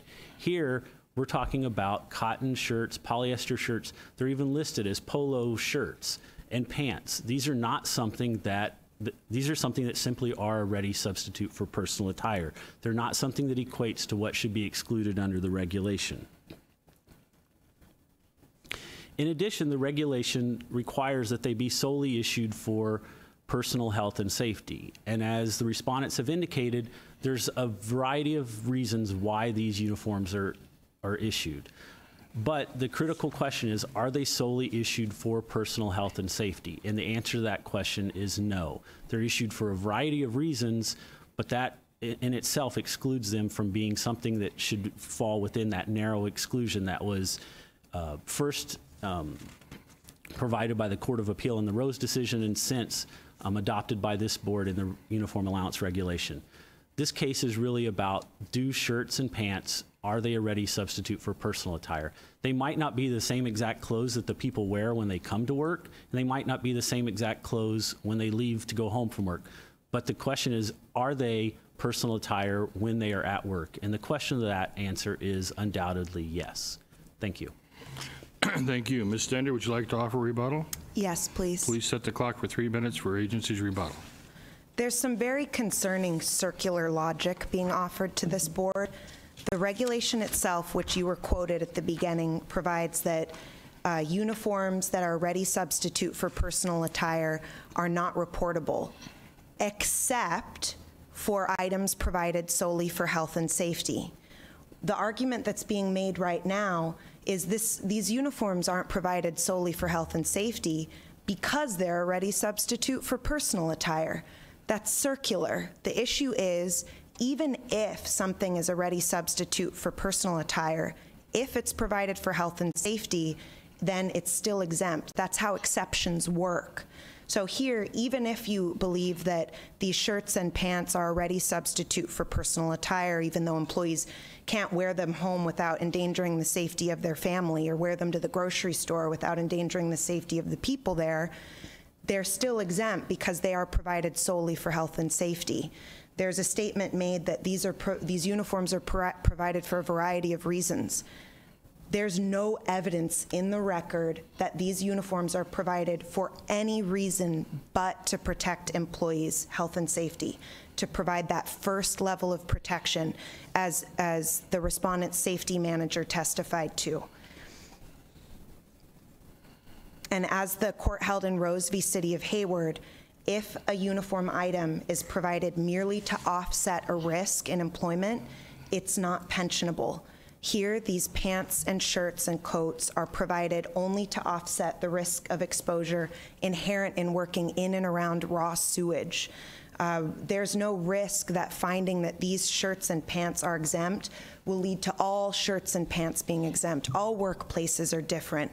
The employees who work in these sanitation facilities face different and constant hazards than a firefighter might face while he's wearing a shirt, or that a police officer might face.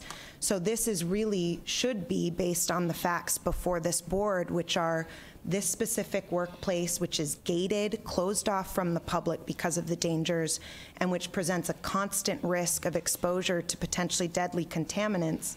The uniforms these people are being provided are just provided to help protect them from those risks. Thank you very much. Thank you. So now we'll open up to questions from board members. Are there board members that have questions? Ms. Taylor? Yes, thank you, Mr. President.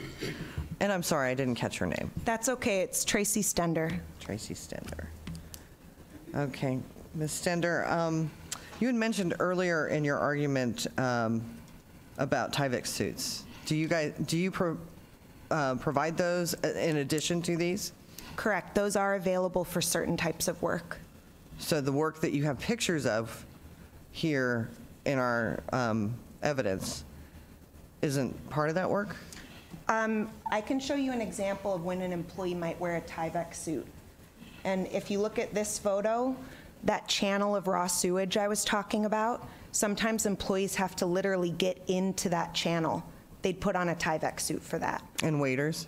Correct. And waiters, okay. Yeah. So I think I'm a little lost as how you can call, because I'm looking at this guy and It's Joint Exhibit 43, and I don't know which page it is. Let me see, maybe it starts at the beginning. 2, 3, 4, 5, 6. 6. He's in a polo shirt and his pants. I can't tell if he's got waders on. He might. He's filthy.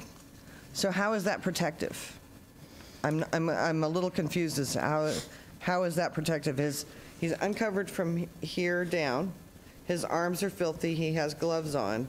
So how does this shirt serve as a protective garment? So there's basically levels of risk, and that's what the respondent safety manager testified to is, what they're handling at this point may be something from much later in the treatment process that presents little to no risk, but still they want to have something available to these employees that they can change out of, have laundered at the facility, not take home just in case there's some exposure. And that also being said, employees do have some amount of discretion when they're selecting what uniform items to put on. The agencies issue guidelines, and they have available a spectrum of personal protective equipment. So looking at this particular photo, I'm not positive what these employees are working with, so it may be something low hazard. But an hour later, they might go into the headworks, which is that first facility that you see, and have to clean something off the bar screens, in which case there's a heightened risk of hazard. But I'm still confused as to how any of these shirts, because they're just cotton shirts, provide any measure than any other shirt that I would wear to work of protection, because it's just a cotton shirt. So if it can provide, if I can take a shirt from home and wear it to work to do the same thing, then aren't we invalidating your argument?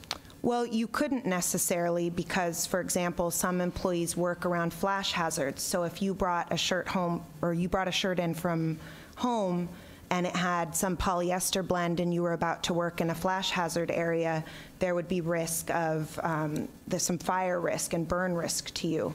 The other issue is you would then have to leave your personal shirt at work for us to professionally launder, because you can't bring these items home and wash them or have them around a family member who's immune suppressed or something like that. So if this is also another concern of mine, if this is a concern of bringing these uniforms home, I have two questions. One is, why wouldn't a Tyvek suit be worn all the time? And number two, are these contractually obligated uniform requirements by the employee groups? To address your first question, the Tyvek suit is recommended based on the level of hazard. So again, they're working around heavy machinery and equipment. A Tyvek suit may not be appropriate around some of that equipment because it's baggy and it may create additional hazards. So the chemical engineer who makes these assessments has determined cotton still provides some level of some barrier between the skin and the contaminant, and that can be sufficient for a lot of the lower level hazards. When the hazard increases and it's appropriate based on what conditions the employee's working with, they may then opt for a Tyvek suit. The second question, the employees here are unrepresented. The unions at these facilities were decertified. So I'm not aware of like a contractual obligation to wear the uniforms, but in their employee handbooks, it does say that you are required to wear these uniforms and employees are subject to discipline if they don't wear the uniforms. Okay, and the requirement that you guys also, you just mentioned was the shirts and the pants have to be 100% cotton?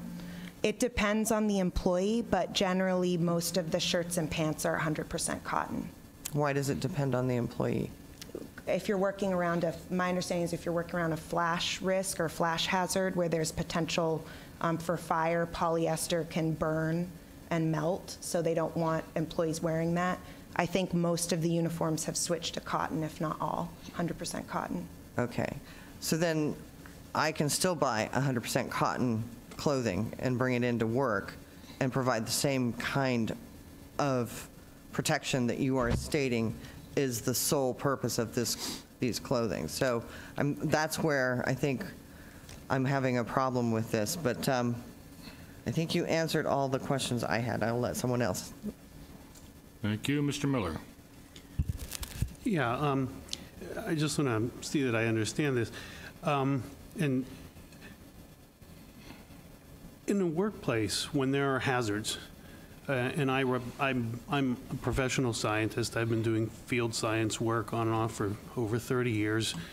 And we have folks in uniform, Fish and Wildlife, other places, Department of Toxics, our people are in the field all the time, hazardous substances, hazardous materials, law enforcement.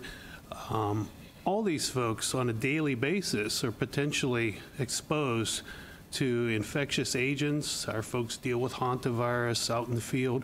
Our law enforcement partners, certainly in the correctional and out in the streets, deal with potential exposures to bloodborne pathogens, bodily fluids, you name it. And for all of us, if I do that work and I'm wearing this suit, it provides me some level of protection, just as a correctional officer's uniform or a paramedics or a Department of Toxics person cleaning up or investigating sites, industrial sites. Our folks are out in the field every day in uniforms doing work with wildlife, with other natural hazards, and their uniforms do provide them some level of protection. But if I, as a responsible for a team in the field, in consultation with an industrial hygienist, believe that there is any significant risk for them of exposure to infectious agents, bloodborne pathogens, ticks, hantavirus, hazardous materials, hazardous substances, airborne, I'm going to provide them, and without getting into too much technical detail, level D, level C, level B, personal protection. And what you're describing scares the heck out of me, because if these people really are relying on a cotton shirt as their primary and the sole purpose of that, rather than having them being able to, be out there without additional protection, it doesn't sound sensible to me. I think any uniform provides you some basic level of protection, whether it's from the hazards of sunshine or snake bite or whatever.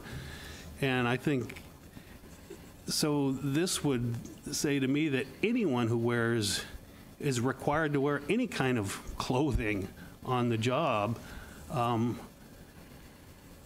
It just doesn't seem to make sense to me, versus things like having to wear a safety boot or having to wear a personal firearm or having to wear a safety vest for a specific job where there's specific risk. So I'm having a hard time understanding how you would apply that to all of these employees who have to wear a uniform, which incidentally does provide them some minimal level of protection, but which is a ready substitute for the clothing that they could and perhaps would be wearing on the street. I appreciate the question, and I think the key is what are we focusing on? And I think what the regulation requires us to focus on and what the Court of Appeal was focused on is what are the specific risks that the employee is facing. I can't speak to how prevalent or common the risks, health and safety risks are for employees in other workplaces. This specific workplace necessarily involves exposure to raw sewage. That's what these men do all day. So it's not an offhand risk. It's not a secondary risk. It's just something that they are dealing with necessarily as part of their employment every day. The issue about, this isn't very technical material. It's not at a higher level of protective material. Doesn't change the fact that it does provide a level of protection for the specific risks and hazard faced by these specific employees. And I want to point again to the orange shirts that CalPERS has repeatedly found are exempt for health and safety reasons. It's just an orange shirt. There's nothing special about it. But the fact that you can buy an orange shirt at Walmart doesn't change the fact that when that employee performing those specific job duties in a road or whatever is now having this extra layer of protection or this health and safety benefit just because the shirt's orange. So the fact that these uniforms aren't highly technical doesn't matter, and the rulemaking file supports that the type of fabric that the uniform is made of is irrelevant. What's relevant is what are the risks being faced by these employees, and what does the evidence in the record show? It shows that highly qualified individuals with significant amount of experience working around these hazards have determined that cotton shirts and pants are generally sufficient to provide a first level of protection. Mr. Vice President, may I just respectfully object to Ms. Stender's testimony regarding orange shirts? It's not in the evidence. She's providing her own testimony that isn't part of the record.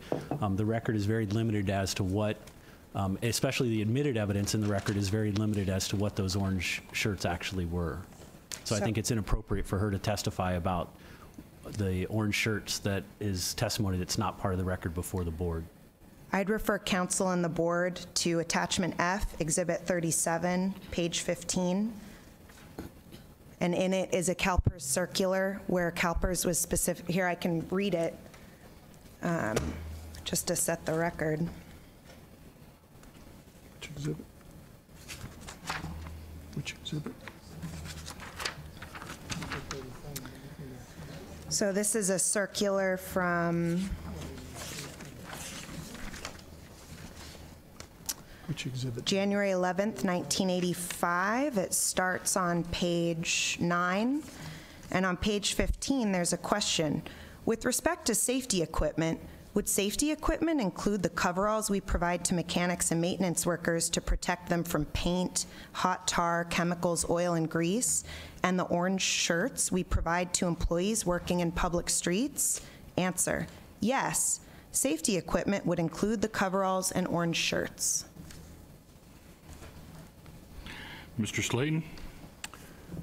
Yes, so following up the last question, it seems to come down to the word solely, in my estimation, as I look at this case.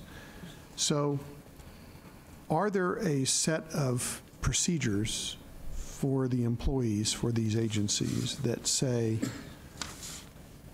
that declare the range of protective assets? It's not so much a set of procedures, but they have adopted guidelines and designations of personal protective equipment that is available. And it's my understanding that the cotton shirts and pants are designated as a type of personal protective equipment, in addition to waders, Tyvek suits, goggles, lab coats for those types of employees. Is there evidence in the record, and I didn't see it, where it's defined as protective clothing? Give me 1 second to look.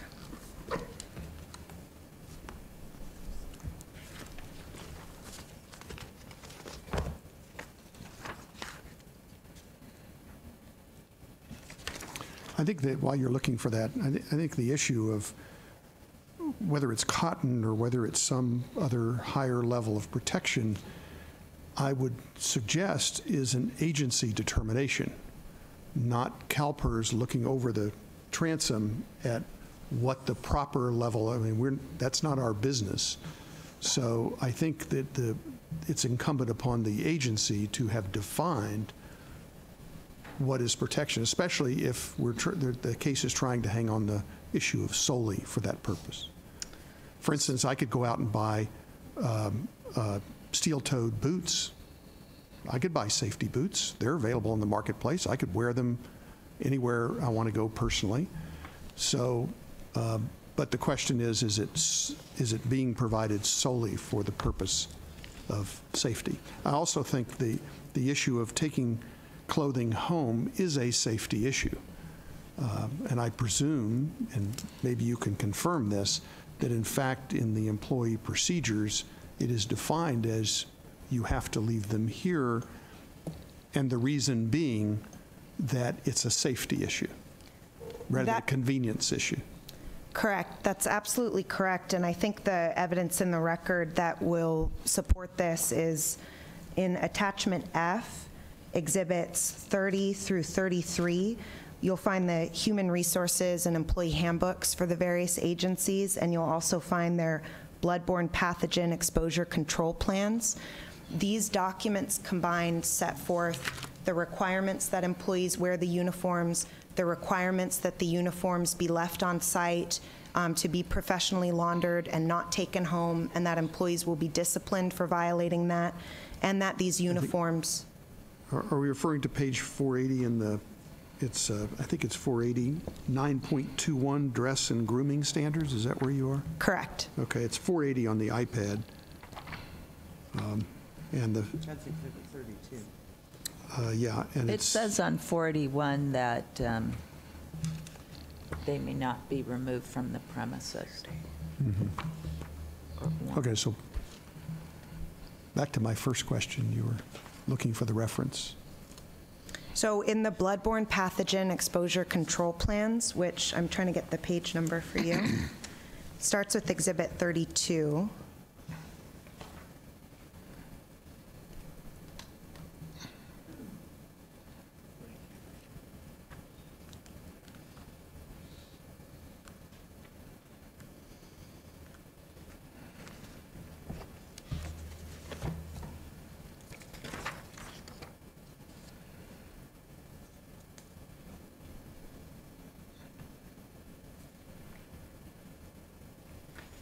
So it does, I see the 3.0 on 482. This is exhibit 32. EWA management is responsible for the development and implementation of this policy and procedure to control exposure to pathogens. Is that what you're referring to? Yeah, there's a, essentially it covers methods of compliance. Page, for me it's page 2 of 12, starting, the bait stamp number is EWA 61. It discusses personal protective equipment, and it says includes, it doesn't mention the shirts and pants here, but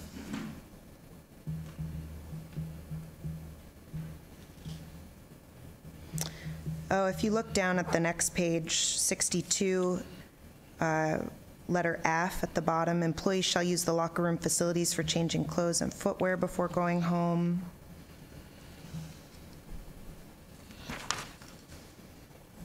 So, and C, all employees with potential occupational exposure to bloodborne pathogens are required to wear EWA provided uniforms. Correct. Thank you. Okay. All right, thank you.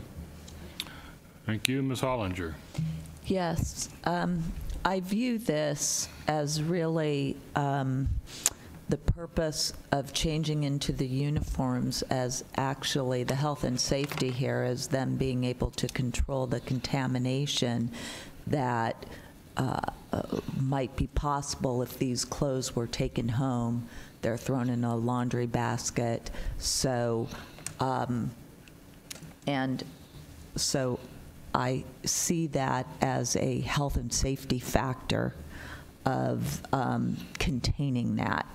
And I think that when I look at the compliance, it's strict adherence to this. You can be terminated.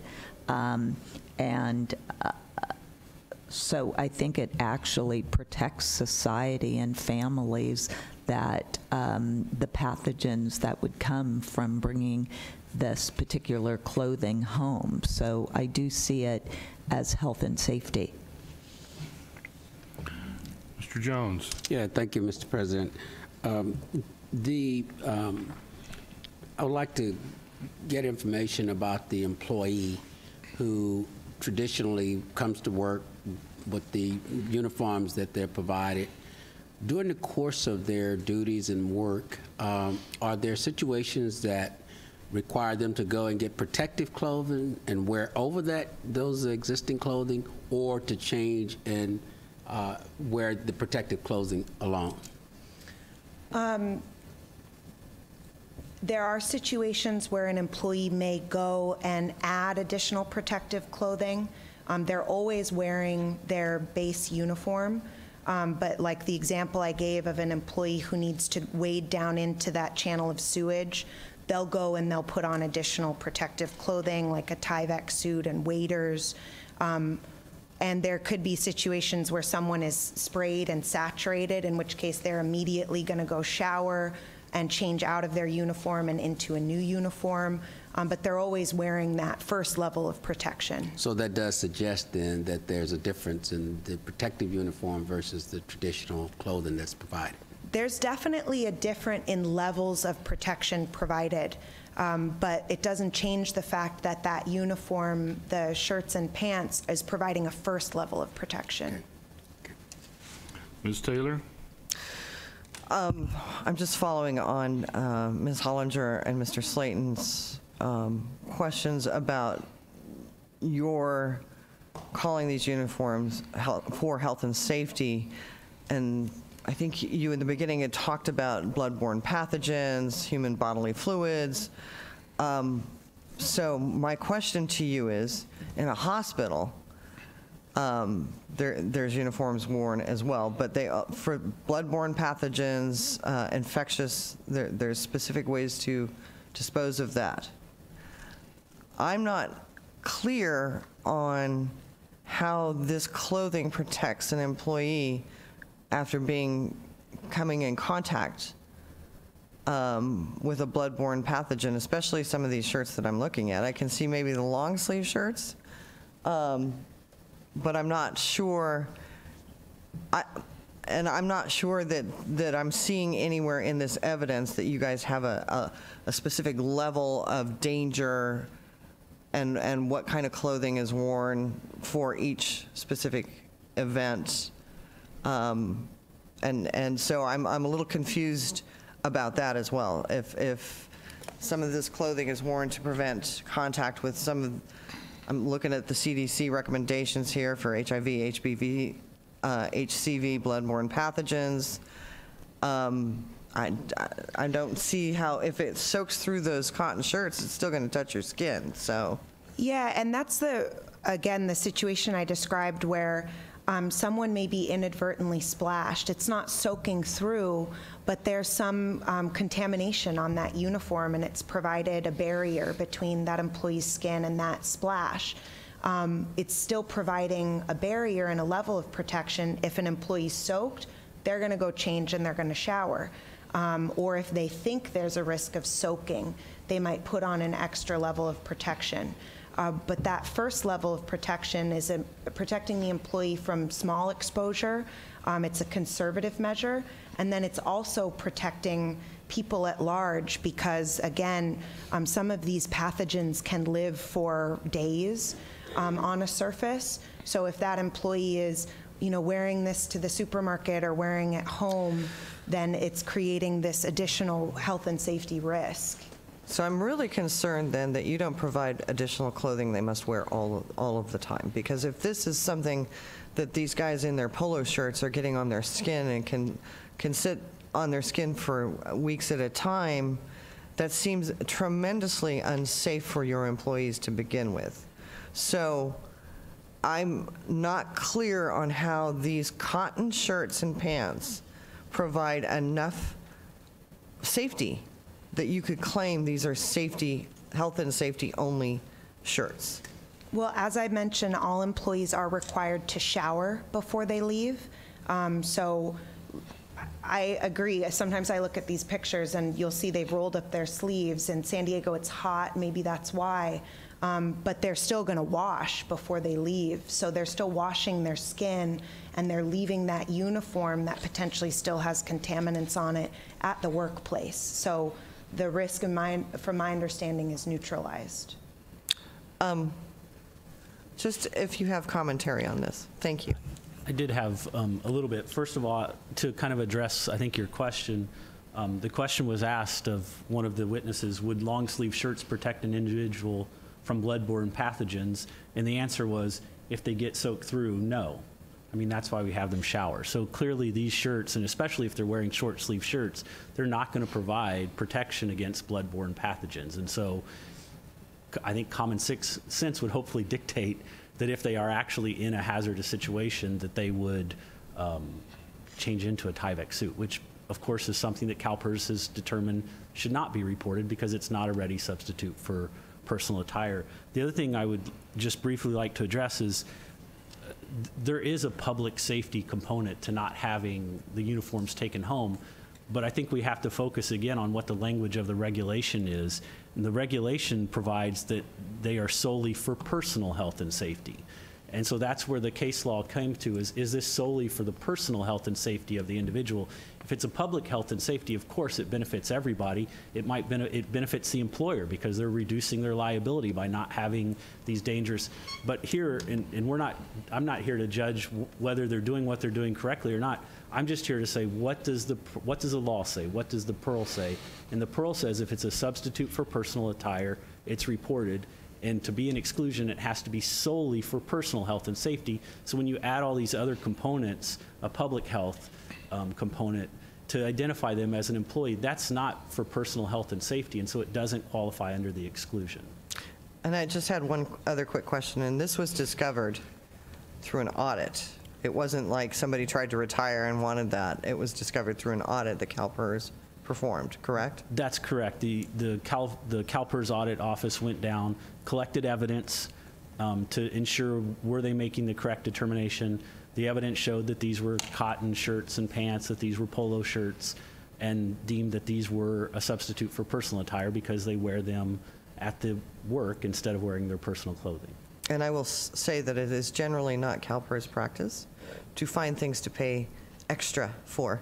So I think that's an interesting way that this came about. So I just was... Well, I would just respectfully say it's our practice to try to apply the law correctly and consistently to all members. And if that, in this case, indicates that the members are entitled to greater retirement benefits, that's what the law requires. Right. Thank you. Mr. Slayton. So I want to pick up on the point that you just made, the council just made, CalPERS council, on this issue of the personal safety. So if the uniforms, it would be impractical, I presume, for people to take their personal clothing and have it leave it there and have it be laundered. I mean, that creates all sorts of potential problems for an employer as well as an employee. So that's kind of impractical if you're going to need to have control on the clothing reaching outside the facility, getting outside the facility. I could make an argument that personal safety includes being exposed to that clothing outside the workplace. From what I gather, and counsel for the agencies can maybe confirm this, that the requirement, and I read it, you're required to shower, you're required to leave the clothing there. It seems to me that one could make an argument that that is for your own personal safety, so that you don't then put your clothing that was exposed to whatever is exposed to, put it in a bag or a gym bag and take it home with you. Now that I would say that there's an ancillary benefit of public health there, but it doesn't exclude personal health of not touching that clothing after you, when you change clothes, and then you're required by the regulation to shower. So what am I guess, counsel for CalPERS, what am I missing here if the argument could be made, forget the issue of whether things could go through cotton or not go through cotton. It's clear that things can get on the clothing. I don't think anybody's arguing that point. So the question is, could it be construed that personal safety by leaving it there and being required to leave it there fits that personal safety issue? I would say in addressing that, I think the safety is more from the way the clothing is handled, whether it's laundered. And so the actual item is not what is providing safety to the employees. It's the procedure. It's the procedure. It's the procedure. And so, yes, the procedure does provide some additional, but what we're looking at is the actual item of clothing.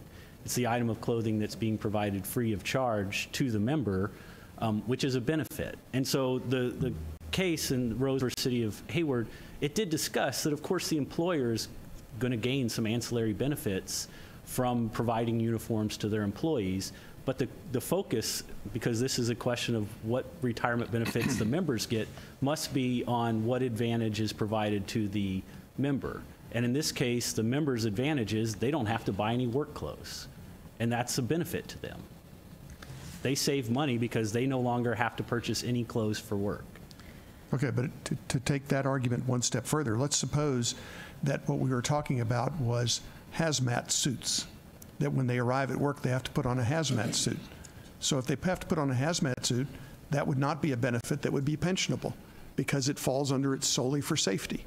But I don't believe anybody would consider a full hazmat suit as a ready substitute for personal attire. But it could fall under the, I grant you that, but it could also fall under the exception, could it not? I would say that a hazmat suit would fall under the exception, but we would never get to the question of whether it's pensionable or not because it's not a ready substitute for personal attire. Right, so there's a two-part test. You got the first general language, and then you've got the exception. If you don't fall into the general wording, i.e. it's not a good substitute, you never get to the exception. Is that correct? I believe that would be correct. Okay. If it's not a ready substitute, then it's never going to be. So we fall into the ready substitute. Now the question is, does the exemption apply? And I think the argument is whether this is solely for safety or not solely for safety. That seems to be the argument, and I guess we're going to decide, this board's going to have to make that decision. Okay, thank you. Mr. Rubalcava. Thank you. I think it is a good thing that the agency does provide and launder uniforms. And I note that in Joint Exhibit 12, which is the salary resolution for the non-represented unit, or I guess all of them represented, the last attachment to that is a listing of benefits. It says benefits. That's what it's called, benefit description. Starts with medical insurance. And at the very end, it says uniforms provided and laundered by EWA as required.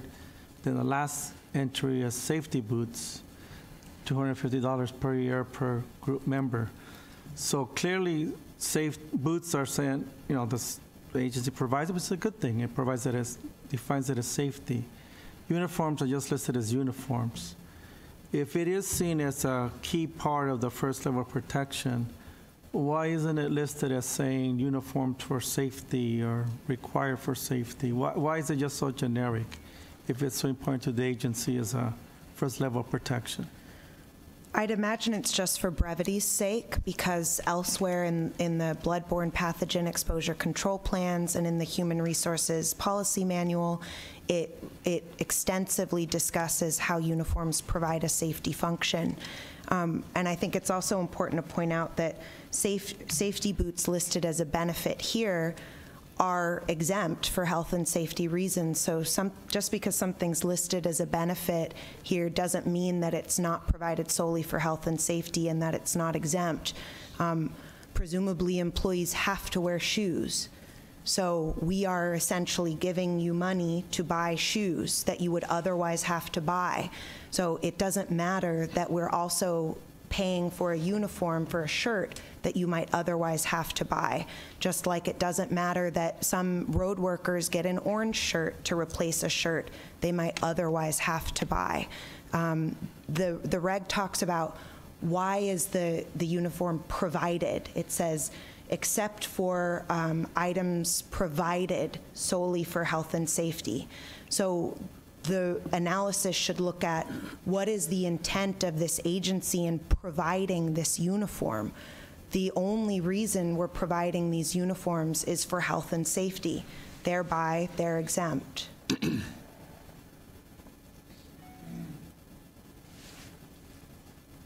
Anything else from Mr. Rubalcava? No, thank you. Mr. Miller. Yeah, I have two kind of areas. One, just following up on that, is when it comes to something like safety boots, safety shoes, safety footwear. They're very specific specs that they have to meet for specific crush loads, et cetera. There are ANSI spec stuff. Same thing with reflective clothing, high-vis stuff. They're not really a substitute for what you wear around on the street. They're specific, they're different, they're expensive, and they're clearly a safety article, whether it be a reflective vest or different levels of crush-proof footwear. And so one of the things that I keep trying to resolve in my mind, and this may be more the question part for CalPERS, is we have folks that I deal with all the time who are in the field. Some of them are uniformed folks. Some of them aren't, doing the same kind of work. In my department, we routinely have people like me in the field that have to put on personal protective equipment, Tyvek, respiratory protection, eye protection, and pretty regularly, anyone who's done that kind of work knows that does not keep you from getting contaminated. And your personal clothing or your uniform gets contaminated, and sometimes you have to go home in something you brought with you as a spare, or that the department, may have some sweats there that you can put on because you have to leave your personal Levi's behind, or your uniform stuff has to stay and go with the either decontamination or destruction if it's hazardous waste or biological agents. And so it seems that for CalPERS, this would imply, if we accepted this view, that virtually everybody who wears any kind of uniform, whether they're in a bakery or a laboratory, or whether if they're not in a laboratory, maybe they should, that would be all out the window, and it would all now, that wouldn't be a benefit, uniforms anymore. So it seems like that has much more far-reaching ramifications that are really contrary to what we're trying to accomplish. Just to briefly address that, I would agree. I think if you start to take truly what are non-safety items, cotton shirts, cotton pants, and you say, okay, those now qualify under a narrow safety exclusion, then you've essentially allowed the exclusion to swallow the rule. Nothing is going to be able to qualify as an item that's a ready substitute for personal attire, because everything, let's face it, all clothes, I think there was a comment, they provide protection from the sun, they provide protection from different ingredients, different materials, so everything becomes protection, and therefore the exception swallows the rule, and the regulation shouldn't be interpreted in a manner in which basically the uniform allowance regulation is rendered meaningless. All right, so no other requests to speak. The board will now go into closed session. Don't parties stay close, and we probably be back shortly, but the board will move into the back room along with its independent counsel.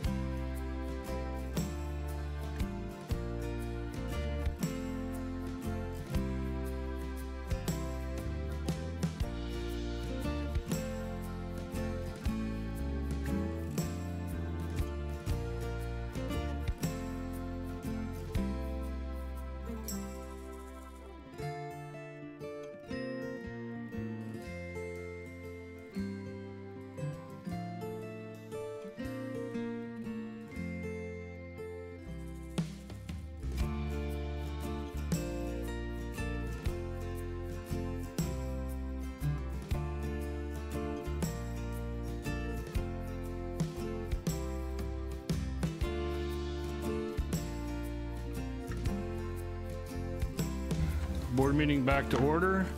Mr. Jones. Yeah, thank you, Mr. President, Vice President. I move that the board reject the proposed decisions of the administrative law judge, deny the appeals, and issue the board's own final decisions in both cases as argued by staff. Second. All right, it was moved and seconded. We have a motion before us. Please turn on the voting machines. Let's vote electronically.